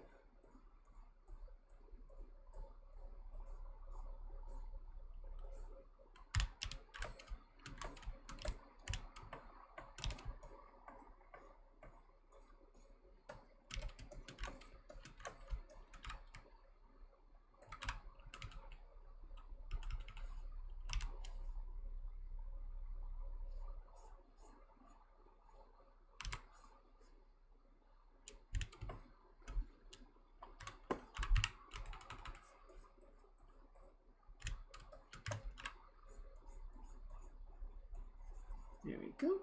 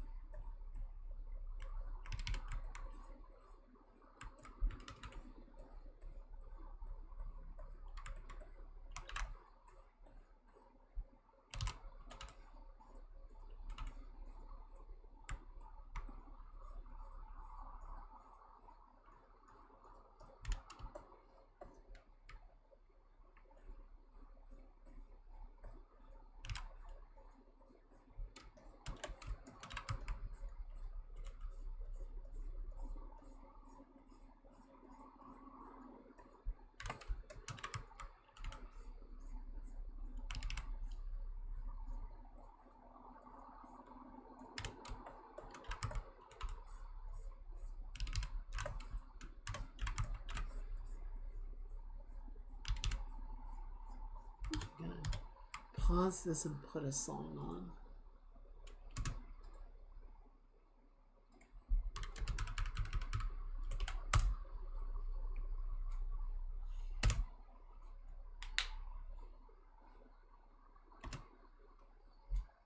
You can play now.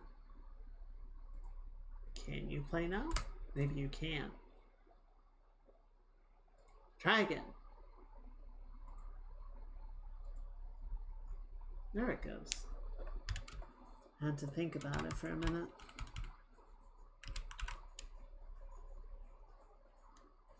That's fair, I suppose. I have to think about stuff too.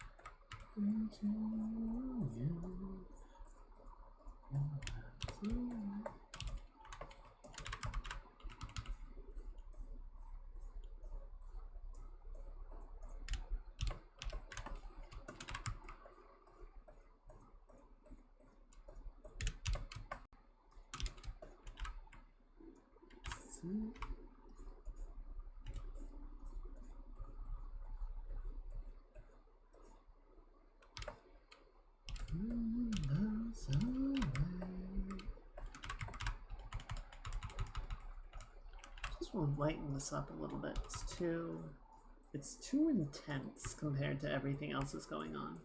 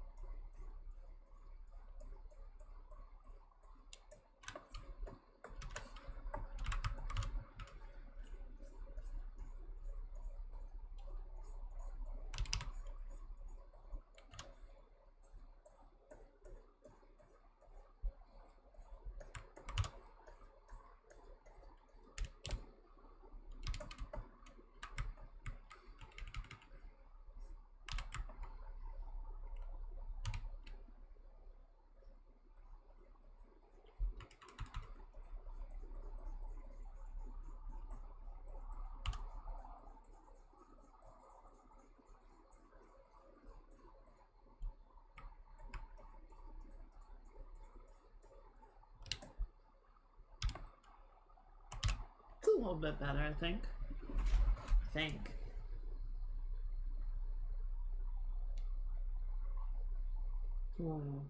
Okay.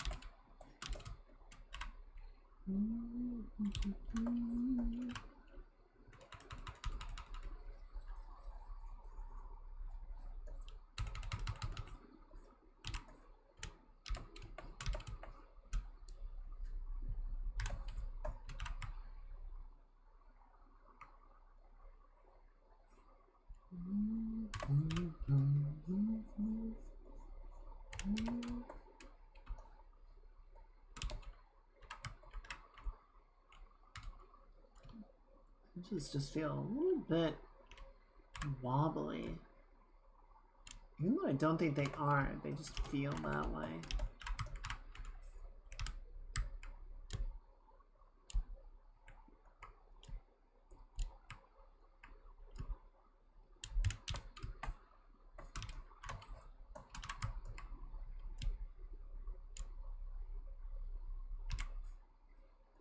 There you go. Alright, that's a bit better.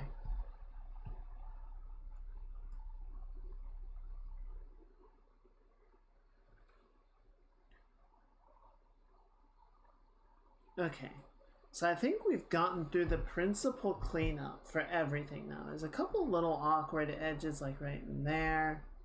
A few little things that we could definitely still stand to clean up. So I think that'll be a lot of what we do on Saturday.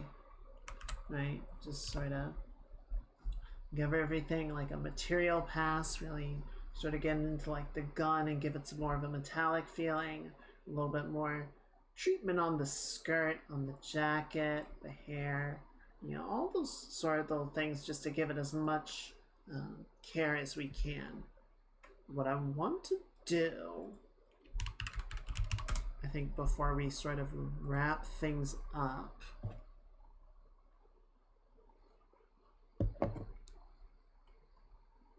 make sure that we don't forget about it. Or at the very least, I want to do like an initial pass, right? And sort of make sure that it's working for us. Why is this folder open? I don't need you to do that.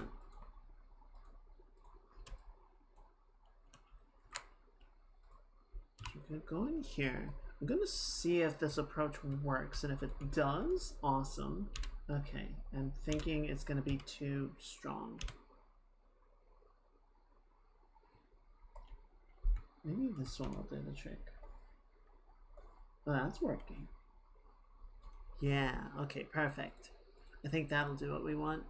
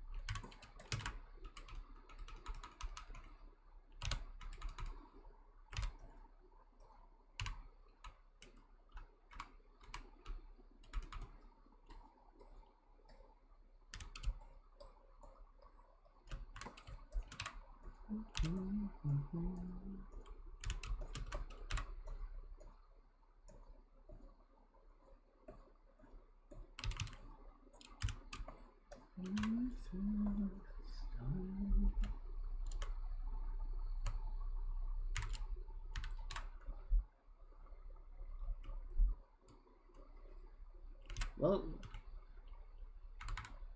It's on. Don't know why I did that.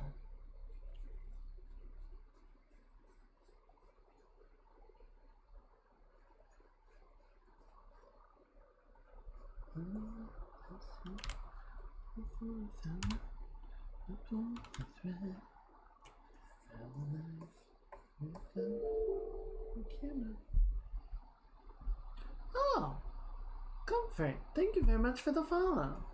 Welcome in. I hope you're having yourself a lovely Thursday. Ready for the weekend?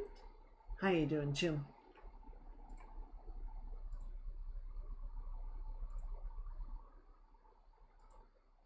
That was very loud. Let's see. Ooh, there we go.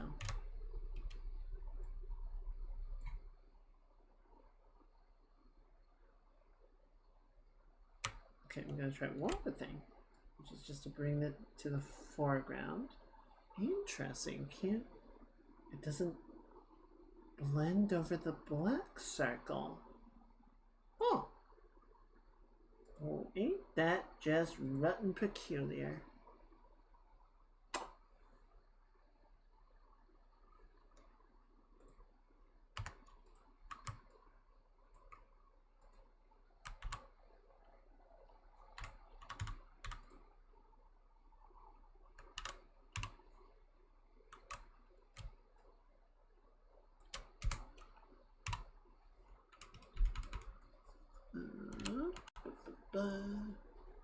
Just a little bit. I just want to add a little bit of a bleed effect over the rim, right? Just enough so that it doesn't look artificial. Yeah, that's good. I think doing it by hand also makes it the teeniest bit lumpy, which makes it feel more organic, more real.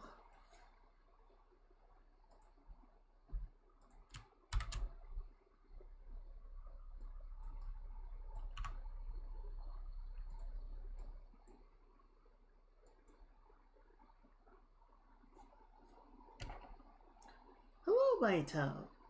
Welcome in. Happy Thursday. How are you doing? How's your week treating you?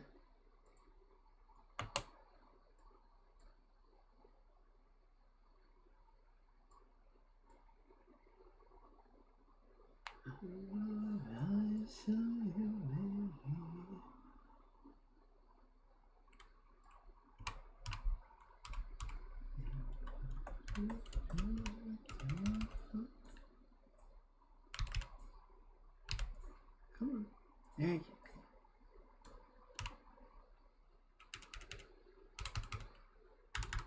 There we go. Alright, now I got the right brush.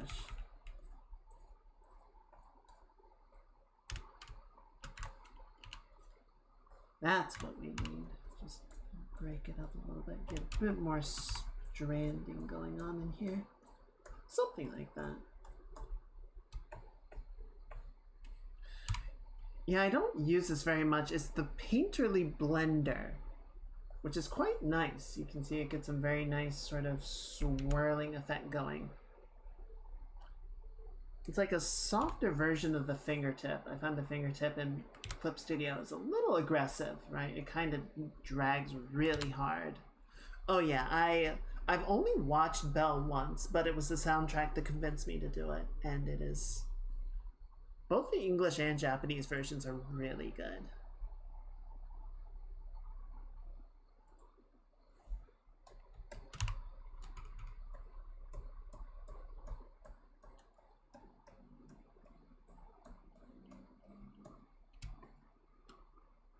There we go.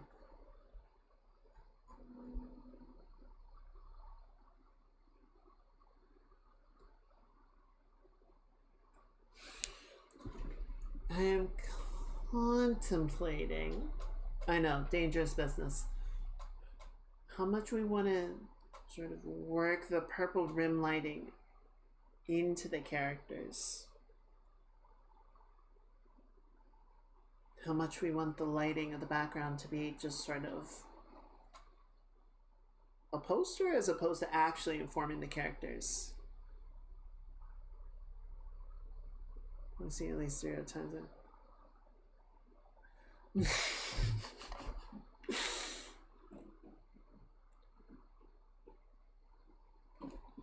You are correct. They definitely have ideas. They have themes that they like to call back on over and over again. And virtual reality is at the top of that list. I did really like Summer Wars. I thought Summer Wars felt like them getting to make Digimon the movie again, but like to focus the entire movie on the part that they really wanted to do. It felt like the Digimon movie, they had to make 2 movies and cram it into a 90-minute runtime. Because somebody told them they did. But yeah, Summer Wars was really fun, and Belle was a really beautiful movie. I really enjoyed it.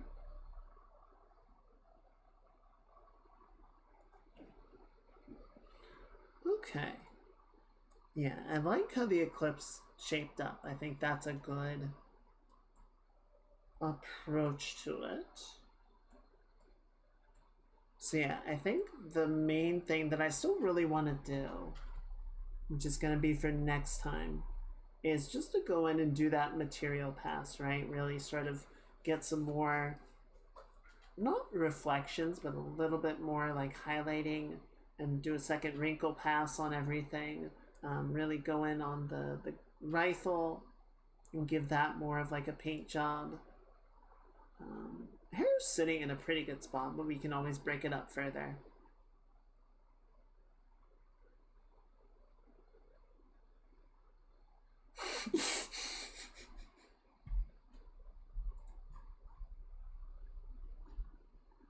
You get stuck out in the countryside, have to stop an AI from launching a nuke. As you do.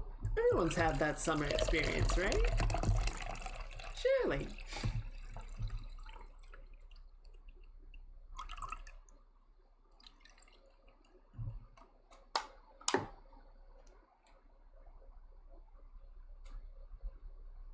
Actually, was it? It was a nuke in Summer Wars, right? I don't remember.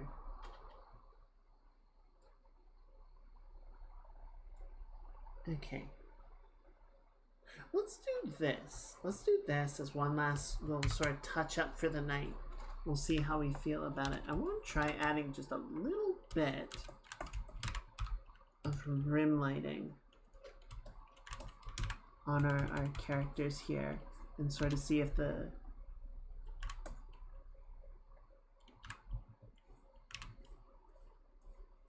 it's gonna play nice with them, or if it's just gonna kind of make things look weird. I've only seen the original Predator. Kind of heard the other ones were never particularly... They never at least hit the same bar as the first movie.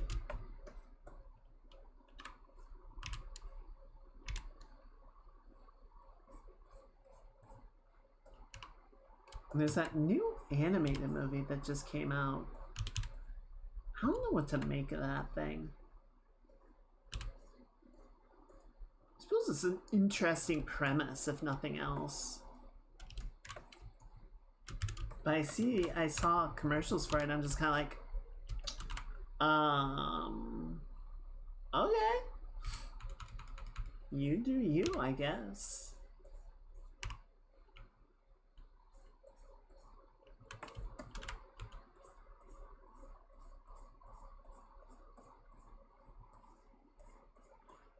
The thing I think that often gets sort of messed up with rim lighting is to just do like a line along the edge, like you're outlining it, right? Which is not really how it works, right? If the light source is directly behind the object, yeah, you'll probably only get the slightest bit where the light sort of bends over the surface, but you know, if it's not a point light that's like directly behind and shining over. If it's more like this, you are going to get some planes where you see more of it head on. And so you're going to get this planar reflection and not just a line.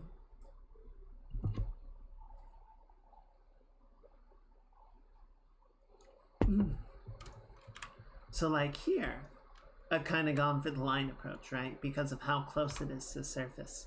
But, excuse me, I think what I would want to do instead would actually be to sort of invite some of the lighting along the sides of the head like that.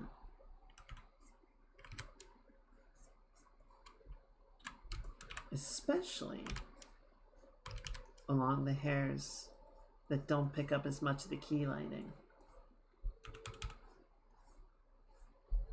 Out of curiosity, if I said you'd overlay, what does that look like? Not a lot of anything. What about color dodge? Well, color dodge certainly plays nicer with the hair color, right? Which I do think is somewhat important. And you can see how if we put it on the better illuminated parts of the head, it kind of fucks it up.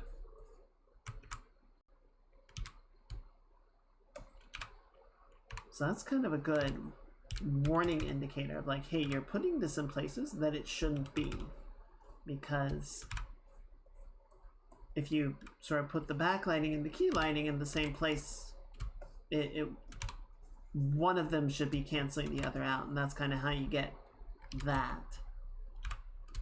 It's unpleasant to look at. And so we're not going to do it.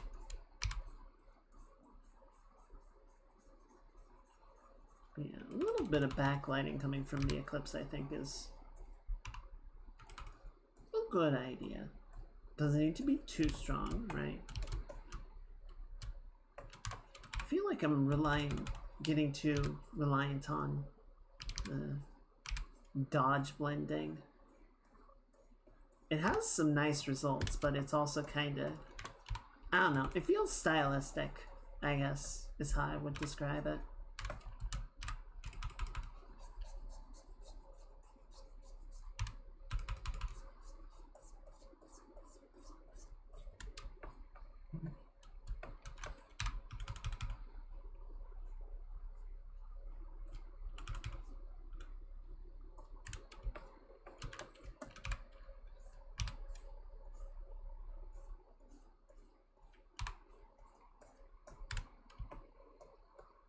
I kind of like it though.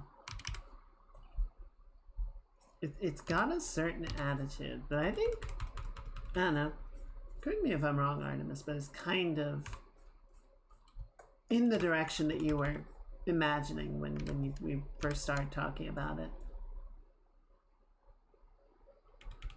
So maybe this is the move. Maybe this is the way to go with it.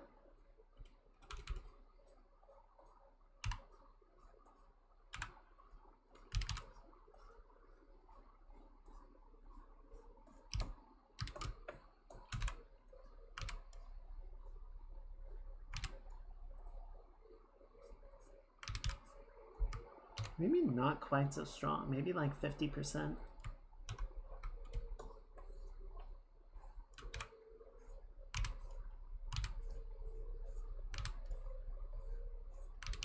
Yeah, so like see along here, where the light source is sort of wrapping over the shoulder, we might only get the barest hint where it's bouncing. Whereas like right here, where the plane is a bit more sort of facing that direction, we might see a bit more of like a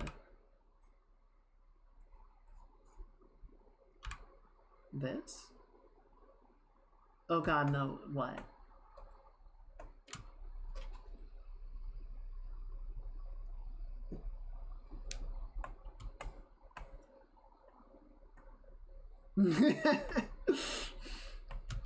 Okay, so not a bad oh god. Yeah, but I mean more in terms of like the some of the reference that you sent me had a similar sort of like very stylistic, high saturation color lighting.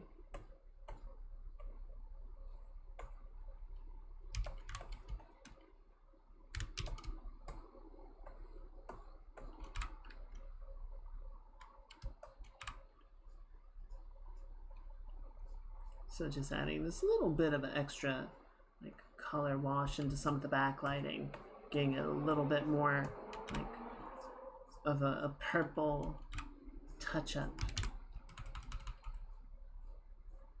So it feels more integrated with the eclipse design in the background. I think it's gonna look nice. So we'll keep going in that direction for next, I almost said next week, Saturday.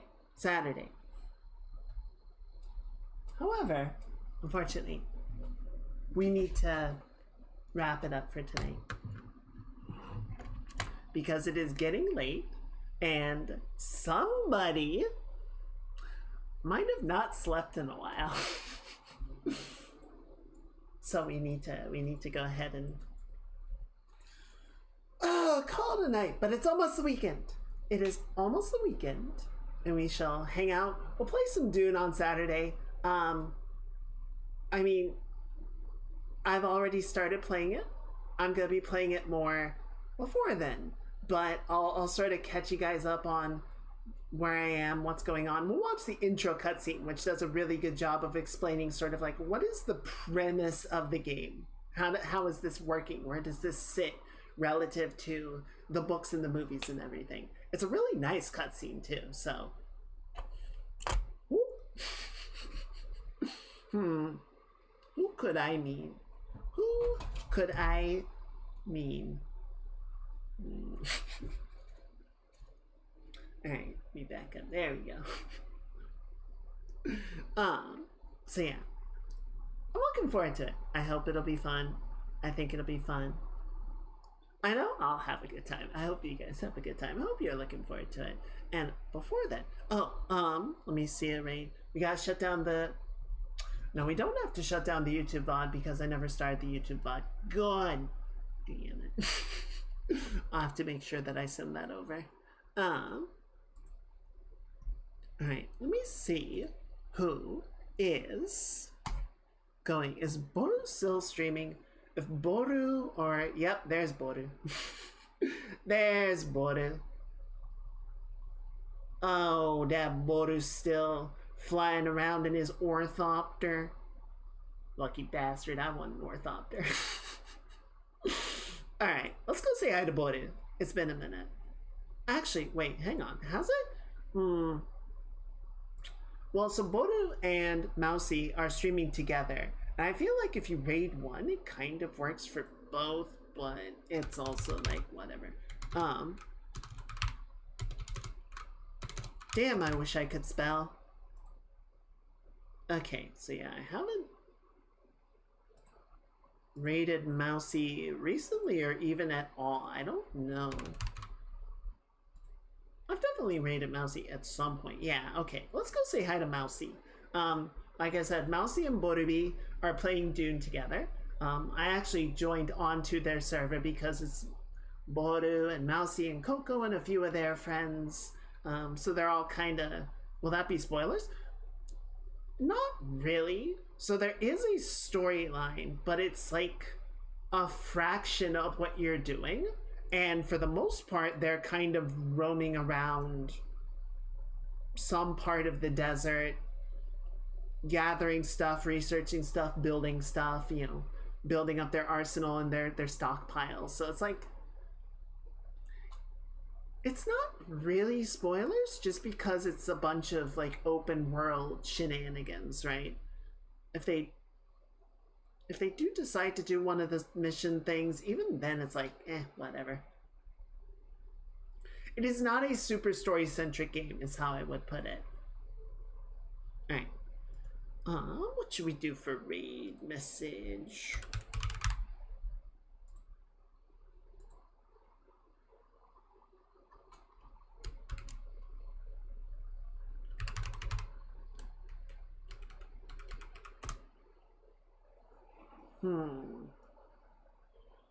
So I kind of...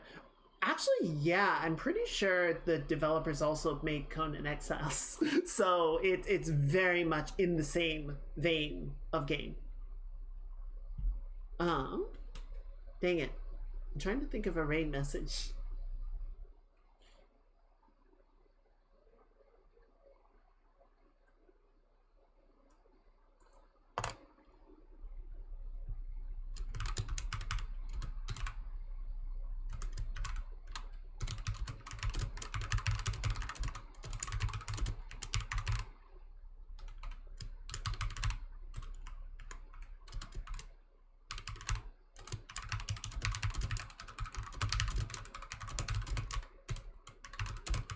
There we go. It's so dumb. I love it.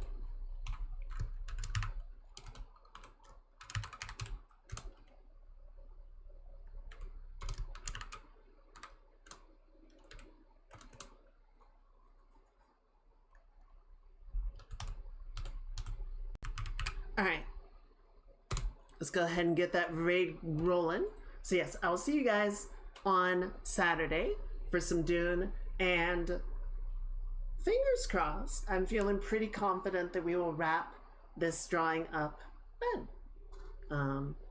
Artemis, like as always, I will send you the latest version, and do please let me know if there are any updates or fixes or little adjustments that you would like to see. You know, particular details like please pay attention to this. Oh no, this is by an artist named Theophany. They were working on a series of albums, sort of reduxing the Majora's Mask music.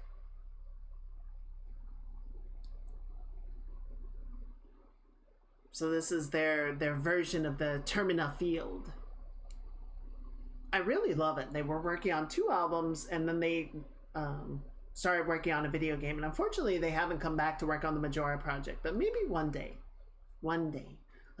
But yes, I hope everyone has a wonderful Friday. I hope you have a very good end to the week and a very good start to the weekend. I hope you all have something fun planned. Get a little rest in there, do something fun, to eat something good, and as always, remember to be kind to others and to be kind to yourselves, because you guys are doing a great job, and I'm really proud of you. And I really appreciate you. It's good seeing y'all. I'm glad to be back.